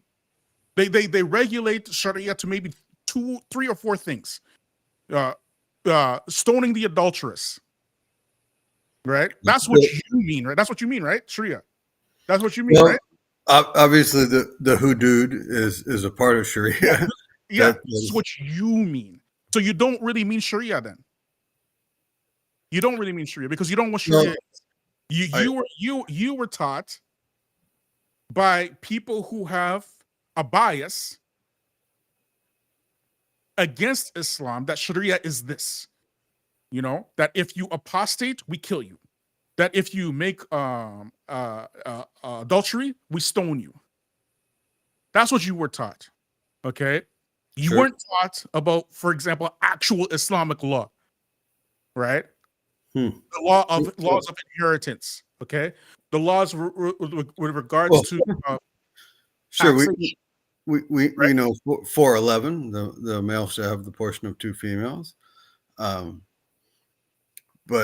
is Sharia not more than just those rules, right? The course it hudud, is. right? You're talking about jurisprudence here, Right. And you're talking about an entire system. So Right. in your system, your American system, okay. Not only is Sharia many times better than what has been produced by the Freemasons of America, but if it was actually implemented, right, the people would actually love it. They would actually love it because it's based on fairness. It's based on equity. It's based on righteousness. That's what it's based on. It's not based on, okay, these people living in this area, they get the best when it comes to bank loans and democracy and whatnot. And this other group of people living in this area, they get the worst because they live in this area, because we know what they are. We know that these are black folk. So they're not going to get whatchamacallit, tax They're money. not going to be redlined, right? Redlining, exactly. Sure. Okay. We don't have that in Islam. We don't have that. Sure. And I forgot to say the other night when you were talking about, racism and white supremacy, one of the best things Muhammad said in the farewell speech was, the Arab is not superior to the non-Arab, the white is not superior to the black, blah blah blah. Unfortunately, he continued and said, the righteous or the pious is superior to the non-pious. So the best of you are the ones with the most taqwa. The best of you are the ones with the most God consciousness. Okay. Now he's talking on a spiritual thing. Right. Meaning that of course, it's only logical. The one who God loves the most are the ones who fear him the most. Right. And I've had Muslims tell me, yeah, that goes to who gets to go to heaven and whatnot. But in this dunya, right, I'm an atheist. So where do I get relegated to? Right. You have demi status. You're an atheist now. If you die upon atheism, we're very clear, right, that paradise are those for people who say La ilaha illallah Muhammad Rasulullah. They believe that there's nothing worthy of worship except for Allah, and that the Prophet Muhammad, peace be upon him, is the last and final messenger. Sure. I understood. You don't believe in God to begin with, right? So on your journey, right, what you have to do is convince yourself of the truth. If what you believe is true, that all of this that you see around you came about by happenstance and chance and just random events, then you are responsible for that belief. But you have heard the message now, right? You've heard that there's nothing worthy of worship except for the one true God. You've heard this, right? You've heard that God doesn't want anything from you except for you to worship him only. You've heard this, okay? That you have a creator, that you didn't come from nothing. Did you create yourself, or were you yourself created? It has to be one or the other. Right? You've heard this message. Right? So if there's a whatchamacallit, I can't remember what the name of it is. But essentially there's like you can imagine a matrix, right? And then on one side of the matrix, you have those people who believe in God and they worship him, right? And those people who believe in God and they don't worship him. And those people who don't believe in God but they worship him. And those people who don't believe in God, nor do they worship him. Okay? So it's like a grid. Okay. So, and from this grid, you have the people who believe in God and worship him because they believe in God's punishment. So they believe that God's punishment is real, right? That's why they're worshiping, right? And the second group of people, they believe in God, but their faith in God's punishment is you could say it is like not all the way there, right? And then you have another group of people who they don't necessarily believe in God, but they believe in God's punishment, so they worship him, right? And then you have the people who don't believe in God, nor do they worship him, right? Which group out of these four, when they die, right, would have the most safety, would be the most secure? I would say the ones who believe in God but aren't scared of his punishment. They believe in God, they're not scared of, but either way, you're going to say that they believe in God, right? Right. Well, you would definitely have to believe in God. All right. And do you even fit in that? No. Okay, so by your own answer and by your own intellect, even you yourself, your belief is incorrect.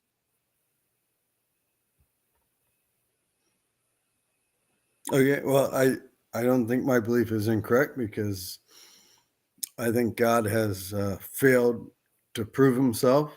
It's funny, I was actually watching Christopher Hitchens, Hitch Slaps some, and, somebody asked him, well, what would you say to God? And he said, well, you haven't given me enough evidence to prove yourself to me. I think that's true. Like, how can God fail to prove himself to most of humanity? I mean, I know in Islam, you guys say there's like 124,000 prophets were sent, but look at today. All right, let's say there's 2 billion Muslims on the planet. That's only 25% of the population. How is it possible that 1,400 years later, God has still failed to prove himself to the vast majority of the population? This is really an amazing statement. Okay.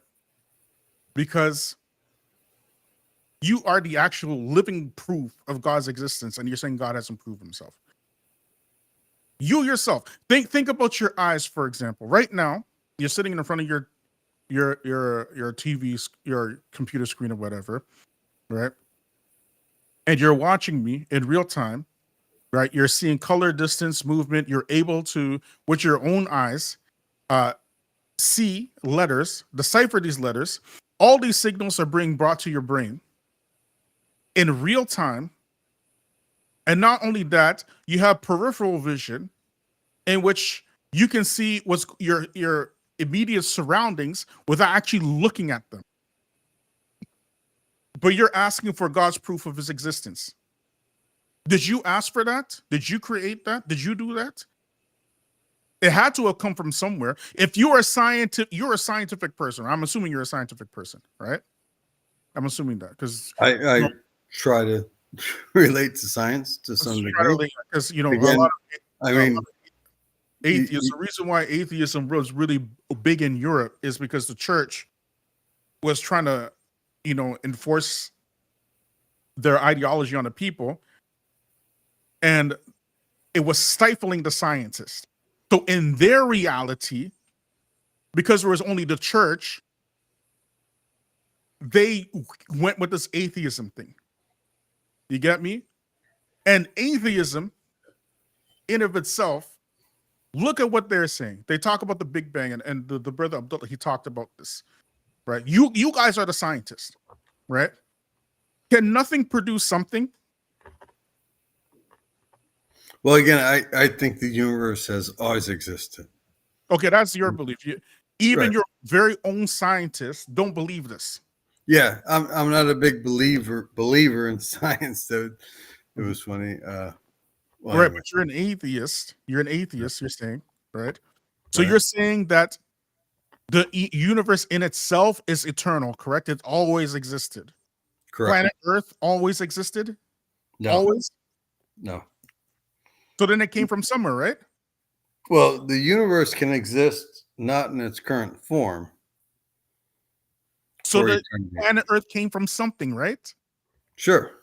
What did it come from, Mike? That's what I'm asking. It came from a pre-universal existence, right? So the universe was a tiny pinprick of energy that has existed for billions of years since, it's like, well, when did time start? And this is where science goes out the window and religion comes in. Okay. Right? That's what we're getting at. That tiny pinprick, and that's why I asked you in the beginning. Can something come from nothing? Okay, well, what did God come from? Can something come from nothing, Mike? No, something can't come from nothing. Okay, so where did God come from? The only time in the atheist mind that something can come from nothing, it only applies in the actual event that brought in everything. Okay? You were talking about this tiny pinprick. You're talking about that. Okay, not me. Right. You're talking about that the universe always existed in a tiny pinprick. Right. And from this tiny pinprick, we get everything that we see around you. And this tiny pinprick of energy always existed. Right. That's what you were saying. Not me. I didn't say that. Okay. Understood. I agree. The reason why you believe that is because scientists before you, the very same atheist scientists, right? They were the ones that were saying that the universe always existed. And then there was a scientist by the name of Hubble. His name is Alexander Hubble. Yeah, Hubble was the expanding universe. Yes. The green. Him and Einstein argued for 30 years about Hubble telescope. Yes. Right? Sure. Yes. Sure. He's the one who made the Hubble telescope. Long story short, it was named after him. Yeah, it was named after him, right? Sure. That's when he discovered, wait a second, this universe is expanding. It hasn't always existed. We have a big problem here. Right. You get the rubber band theory. It's going to expand. We got a massive problem here because now this is proof of an existence of a creator now. Because the universe is expanding. It gets a proof that the universe was originated. If it's originated, somebody put it there. Right? We have a massive problem. Right? So now, what do we do with this now? Instead of submitting to what is obvious and true, right? They went from one crazy theory that the universe always existed to another crazy theory. The universe always existed in a little pinprick. And then you have the nerve to ask, well, where did God come from? Like he's a creation. You know, here's the thing with Allah, God, okay? Allah is the one who created everything, right? Including time. He is not subject to his creation. You have the creator and then you have the created things. He is the one who's always existed. He is the originator of the affairs. Where we exist in time and space. So we exist in that. How do you know that Allah has always existed? Because he says he's always existed. Right? He is the beginning and he's the end. Okay. Well, Jesus said he's the Alpha and the Omega, so maybe he's always existed. He didn't say that. John is the one who said that because Jesus spoke Aramaic. He didn't speak Greek. Alpha is Greek, and Omega is Greek. Absolutely. Okay? He didn't say that. But now, if you take like a European culture, and people who've already misunderstood who God was to begin with, they already misunderstood it, and they impose it on the people for 100 years. This misunderstanding, and then these people are trying to rise up because the invention of paper, the invention of the printing press, right? Which it was invented in Italy, and now they're trying to spread their ideas, and they're being stifled from the church. What is their natural disposition going to be? It's going to be, okay, we have to distance ourselves from these people. This is exactly what they did, because they didn't hear anything else.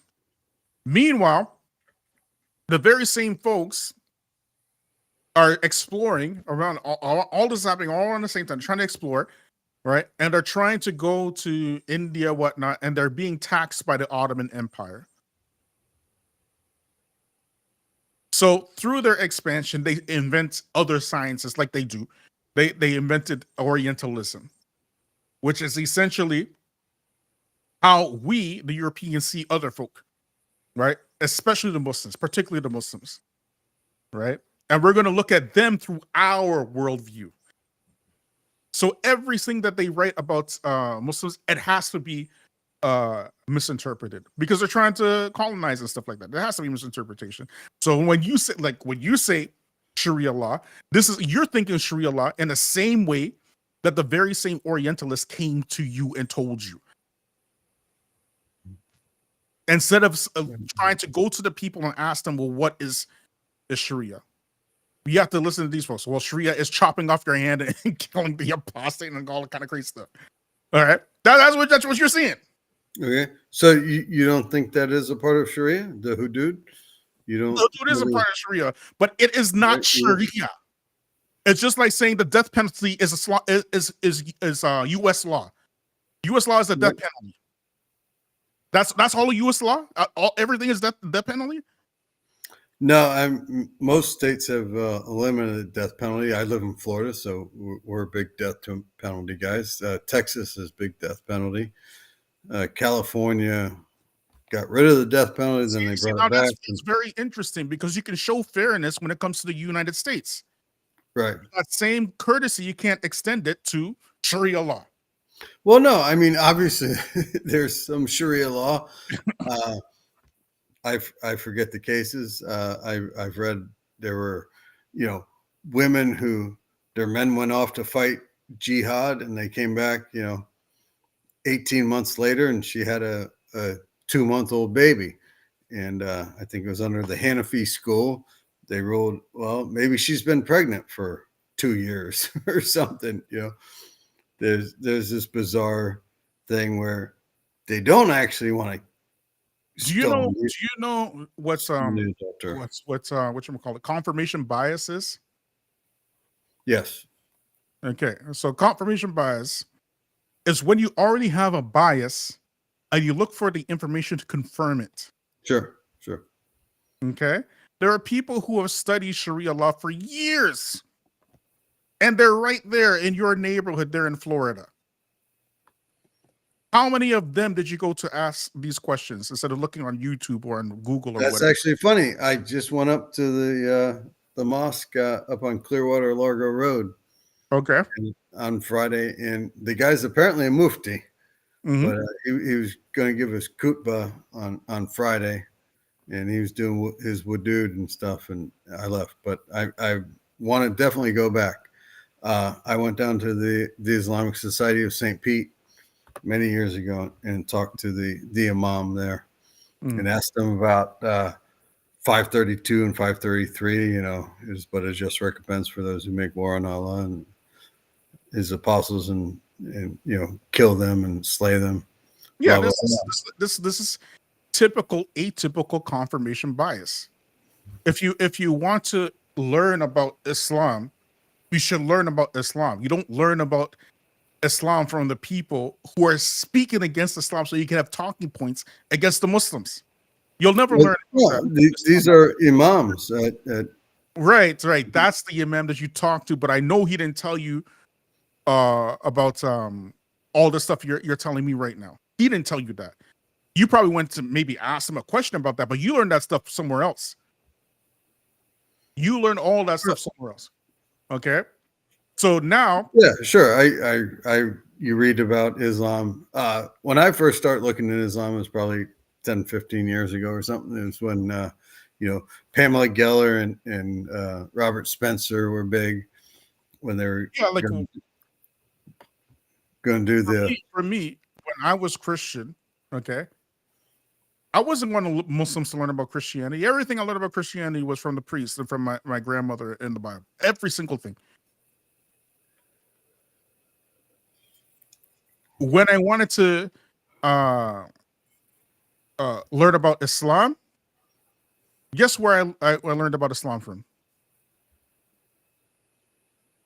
I don't know. The Catholic priests? The Catholic priest. And what do you think he told me? It was from the devil?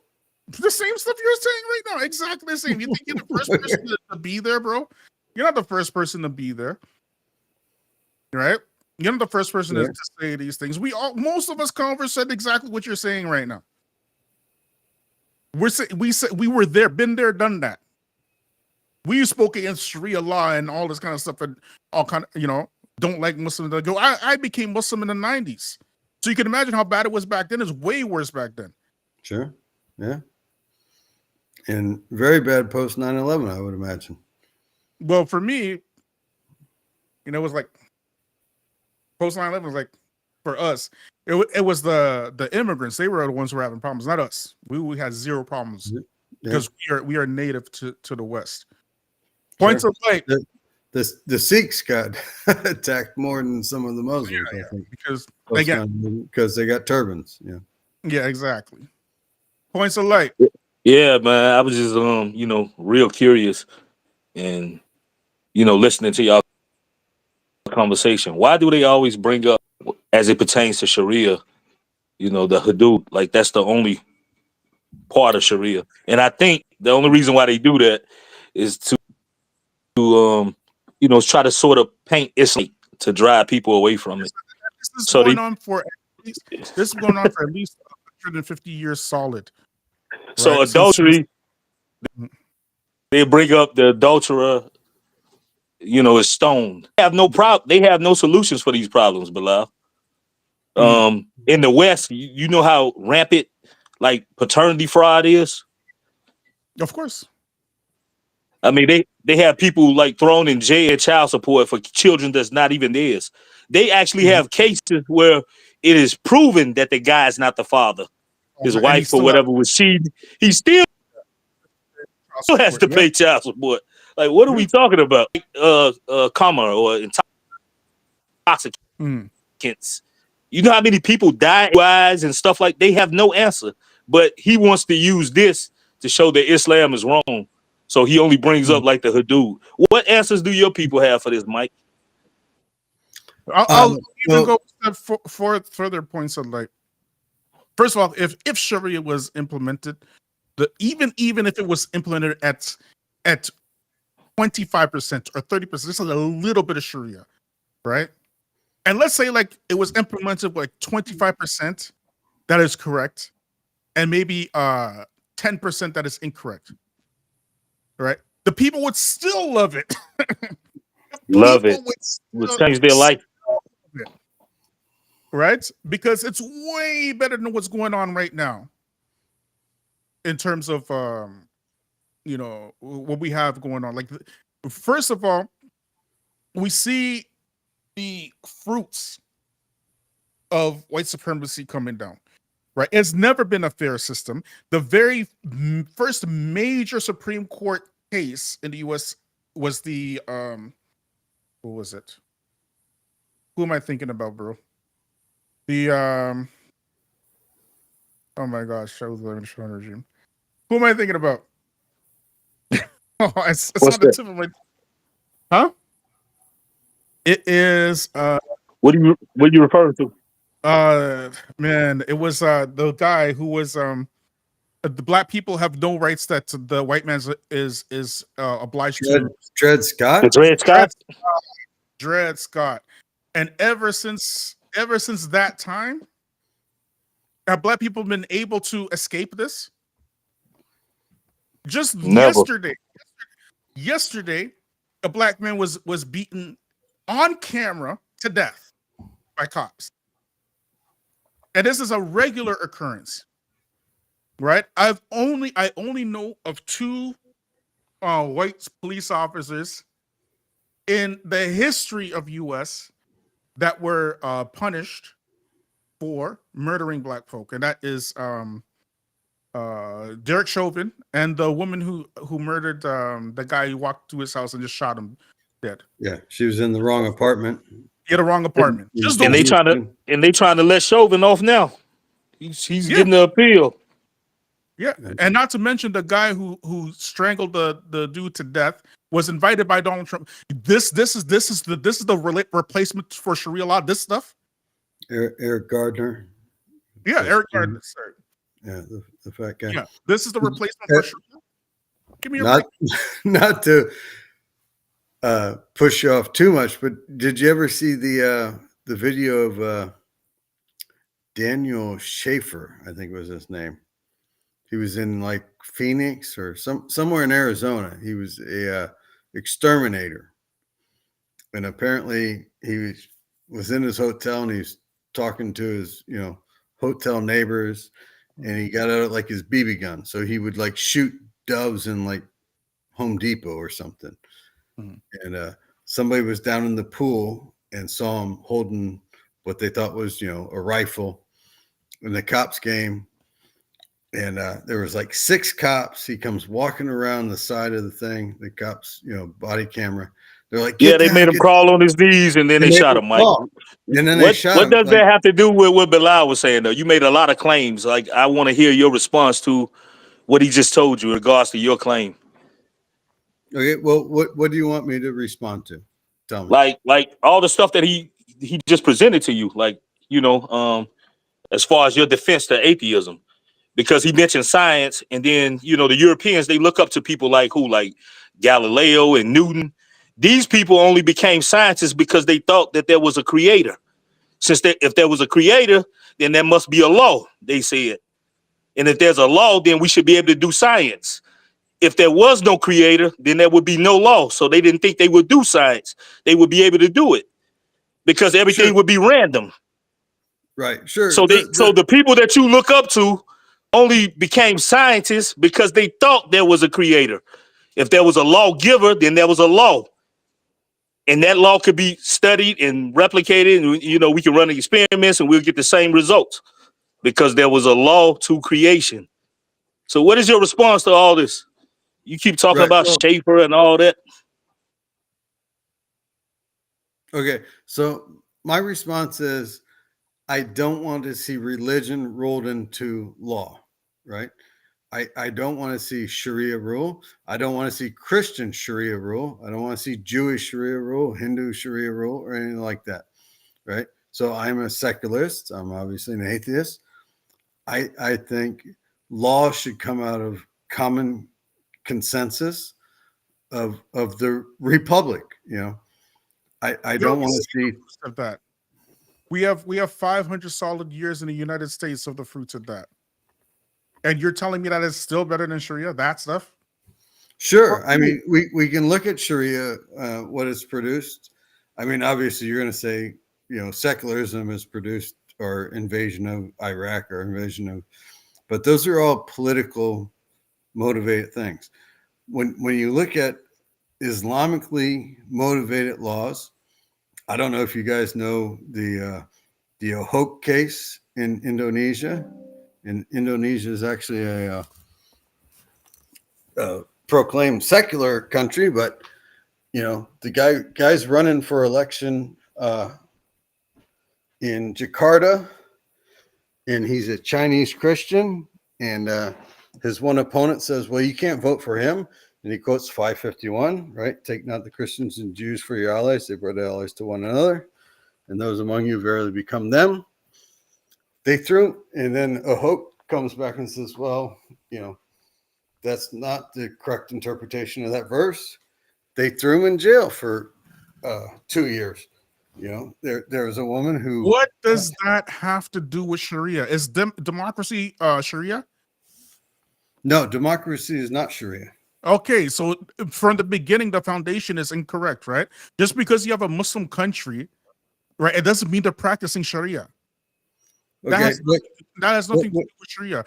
So now you have the democratic system where a Christian can run for office or whatnot, and the Muslims arrested him because he tried to interpret the Quran in a democracy, and you're calling that Sharia. It's not making any sense. Well, no, they said because of Sharia, we have to imprison this guy. Democracy Sharia, yes or no? No, democracy So is is the not foundation Sharia. based on Sharia, yes or no? Even you know the answer to that. They based it on Sharia as in it was blasphemy. Right. Is the foundation Sharia, yes or no? They thought it was Sharia found it, yes. When it was politically expedient, yes. But they're practicing democracy, Mike. You know very well democracy is not Sharia.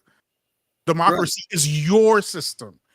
Democracy comes out of your system. So, America exports is the mass exporter of three things, okay? Weapons, democracy, and it's American vehicles that apparently, less and less people are wanting nowadays because China's coming around. Okay, so now you're exporting democracy throughout the world, and weapons around the world. And the reason why Americans like democracy so much is because they can plant their dictators of whatever country they're in, including Muslim countries, right, and avoid revolts. Shout out to Gustave Le Bon from the book The Crowd, who laid it out beautifully. And not only democracy, I mean, people like Mike, secularism is their religion. So it could be communism, whatever. I mean, and no one is worse than the atheist. No one is worse than the atheist, Bilal. Like, people want to pray in school. They're the main ones say there should be no prayer in school. They try to enforce their beliefs on other people. A guy doesn't want to make a wedding cake for a homosexual, then he could be sued. Like, no one is worse than atheists trying to push their beliefs on other people. Adolf Hitler, was he an atheist? Joseph Stalin, was he an atheist? Sure. Lenin, was he an atheist? Mussolini, was he an atheist? Come on. Sure. Mao, was he an atheist? The Great Leap Forward killed 30 million people. How many did Stalin kill? Some people say 50 million. Like, what are we talking about? Where is the Muslim equivalent to Joseph Stalin? Your folks. Where is the Muslim equivalent to that? I think the Caliphate Timur was pretty bad. The who? Timur? Timberland? Timur? Oh, yeah. What about Timur? He when he sacked Baghdad and Tikrit, he told his men bring back 2 heads. And bring back 2 heads compared to 20 million deaths? Well, sure, because you got to look at it per capita. Oh my gosh. Oh my god. So if I live in a city, or rather a town, right, with 3 people, and you kill 2 of them, then it's equivalent to Stalin and 20 million, right? Is that what you're trying to tell me? If there's 30 million, yeah, that would be equivalent. Yes, cognitive dissonance, Mike. Okay. Cognitive dissonance. Look at the ratchet. There is no equivalent to Stalin in the Muslim world. There is no equivalent. Okay, you don't think per capita is a reasonable. There is no equivalent to Hitler. There is no equivalent to your George Bushes and your George Bush is Christian, alleged Christian, but he's a Freemason, so he's most likely just pretending to be a Christian anyways, right? There is no equivalent to what's that guy? The guy who died a couple of years ago. Man, I forget him. The Jewish atheist guy. The world is a chessboard guy. I can't even remember. I'm forgetting a lot of things, man. Let me say this, Bilal. Allah tell us in the Quran, if you follow the majority of people on earth, they will lead you astray. Mike made a point. Mike made a point to you. He said that he brought up Hitchens, and I'm sure that Hitchens doesn't. I'm totally sure that he's not saying the things that he was saying when he was on Earth now. But he mentioned that he said that only 25% of the world is Muslim. So Allah hasn't proved himself because only 25% of the people are Muslim. Well, the majority of people on Earth are not atheists. So why are you an atheist? Yeah. Like you try to use like because the majority don't follow this, then it can't be right. Since the majority of people don't believe in the law, the majority of people don't believe what you believe. I'll give you another one. I'll give you another one. Right when the United States decided, right, that they wanted to end slavery after the Civil War, right? Do you know who really got upset of the United States and their newly freed slaves? Every other country on the planet. Because and in those days, cotton was like oil is today. Right. Okay. Cotton was like oil is today. Cotton was the oil of today. So they wanted cheap cotton. So. They wanted cheap cotton. You're talking about India, China, of course, everybody in Europe and all this kind of stuff, right? Mm-hmm. So they couldn't wait. They could not wait to find ways to re-enslave black folk to put them, back on the fields. That's when that's when they started the convict lease. When they started making the black codes and convict leasing and what's you know what I mean?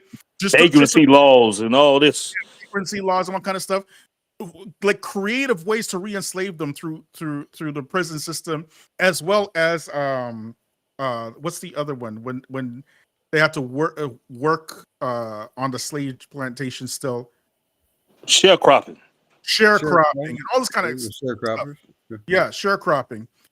But who decided that? Was it the minority or majority?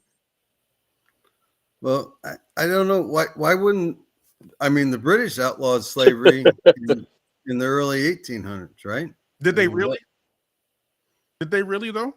Well, there's an interesting article if you want to Google it on the BBC. It's just like saying that the Americans ended slavery after the Civil War because out of the benevolence and the mercy out of their own hearts. If you there were plenty of people still enslaved after the Civil War. They were enslaved all the way up until the 1960s. Sure, I don't know. Actually, there's a good book called "The Walking Quran," where the brother he actually demonstrated that the British did it because there were Muslims in West Africa that had did it before them, and they was feeling like embarrassed. It was already certain Muslims that didn't allow slavery through their country, even the non-Muslims. You should read that. They did it before the British. The Walking Quran. I'll look into it. There's actually the whole point is that the majority is not a proof of truth. Truth is a truth, and as a matter of fact, if you're on the truth, there's a very, very, very high probability you're going to be in the minority. Exactly. So that's what we was getting at, Mike. Yeah. You was using like majority numbers as somehow that's the barometer for the truth. So, but then in the next breath, you turned around and you told us your beliefs, and the majority of people don't follow your beliefs. So I was just curious, like how you justify that, since the majority, is sort of the yardstick. I'm not saying might makes right or majority makes right. I'm sorry, I don't really. Why did you use that analogy then? You're going to have to refresh my memory. What analogy did I make? That you said if Allah was the truth, then why is only 25% of the world's population Muslim? Sure, and that's not a might makes right. But if God is all powerful, shouldn't he be able to convince everyone? I mean, we're talking about not humans and society. We're talking about God. If God means to make his divine writs known to everyone, you're saying that why is it still lacking? God should just kind of show himself to the world and whatnot and say, I'm here, I'm God, and blah, blah, blah, and worship me and things like that. That's what you're saying, right? Yes. Okay. Right. So what is the purpose of life then? I have no idea. Right. So Allah says in the Quran, okay, that he hasn't created the human beings and the spirits except they worship him only. Okay, the life on this earth is a test for the human beings and the spirits.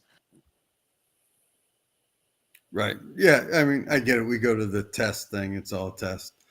You got Fitra, and well, we all believe in God. Signs of God's existence are already there. They're very clear, and they're not hidden at all. Right. Right. And even right? They are deaf, dumb, and blind, and they don't return. Right. Right. And the signs are all around us. Like, I mean, go look at nature, look at human beings. It's like the thinking of the atheist is like truly remarkable to me.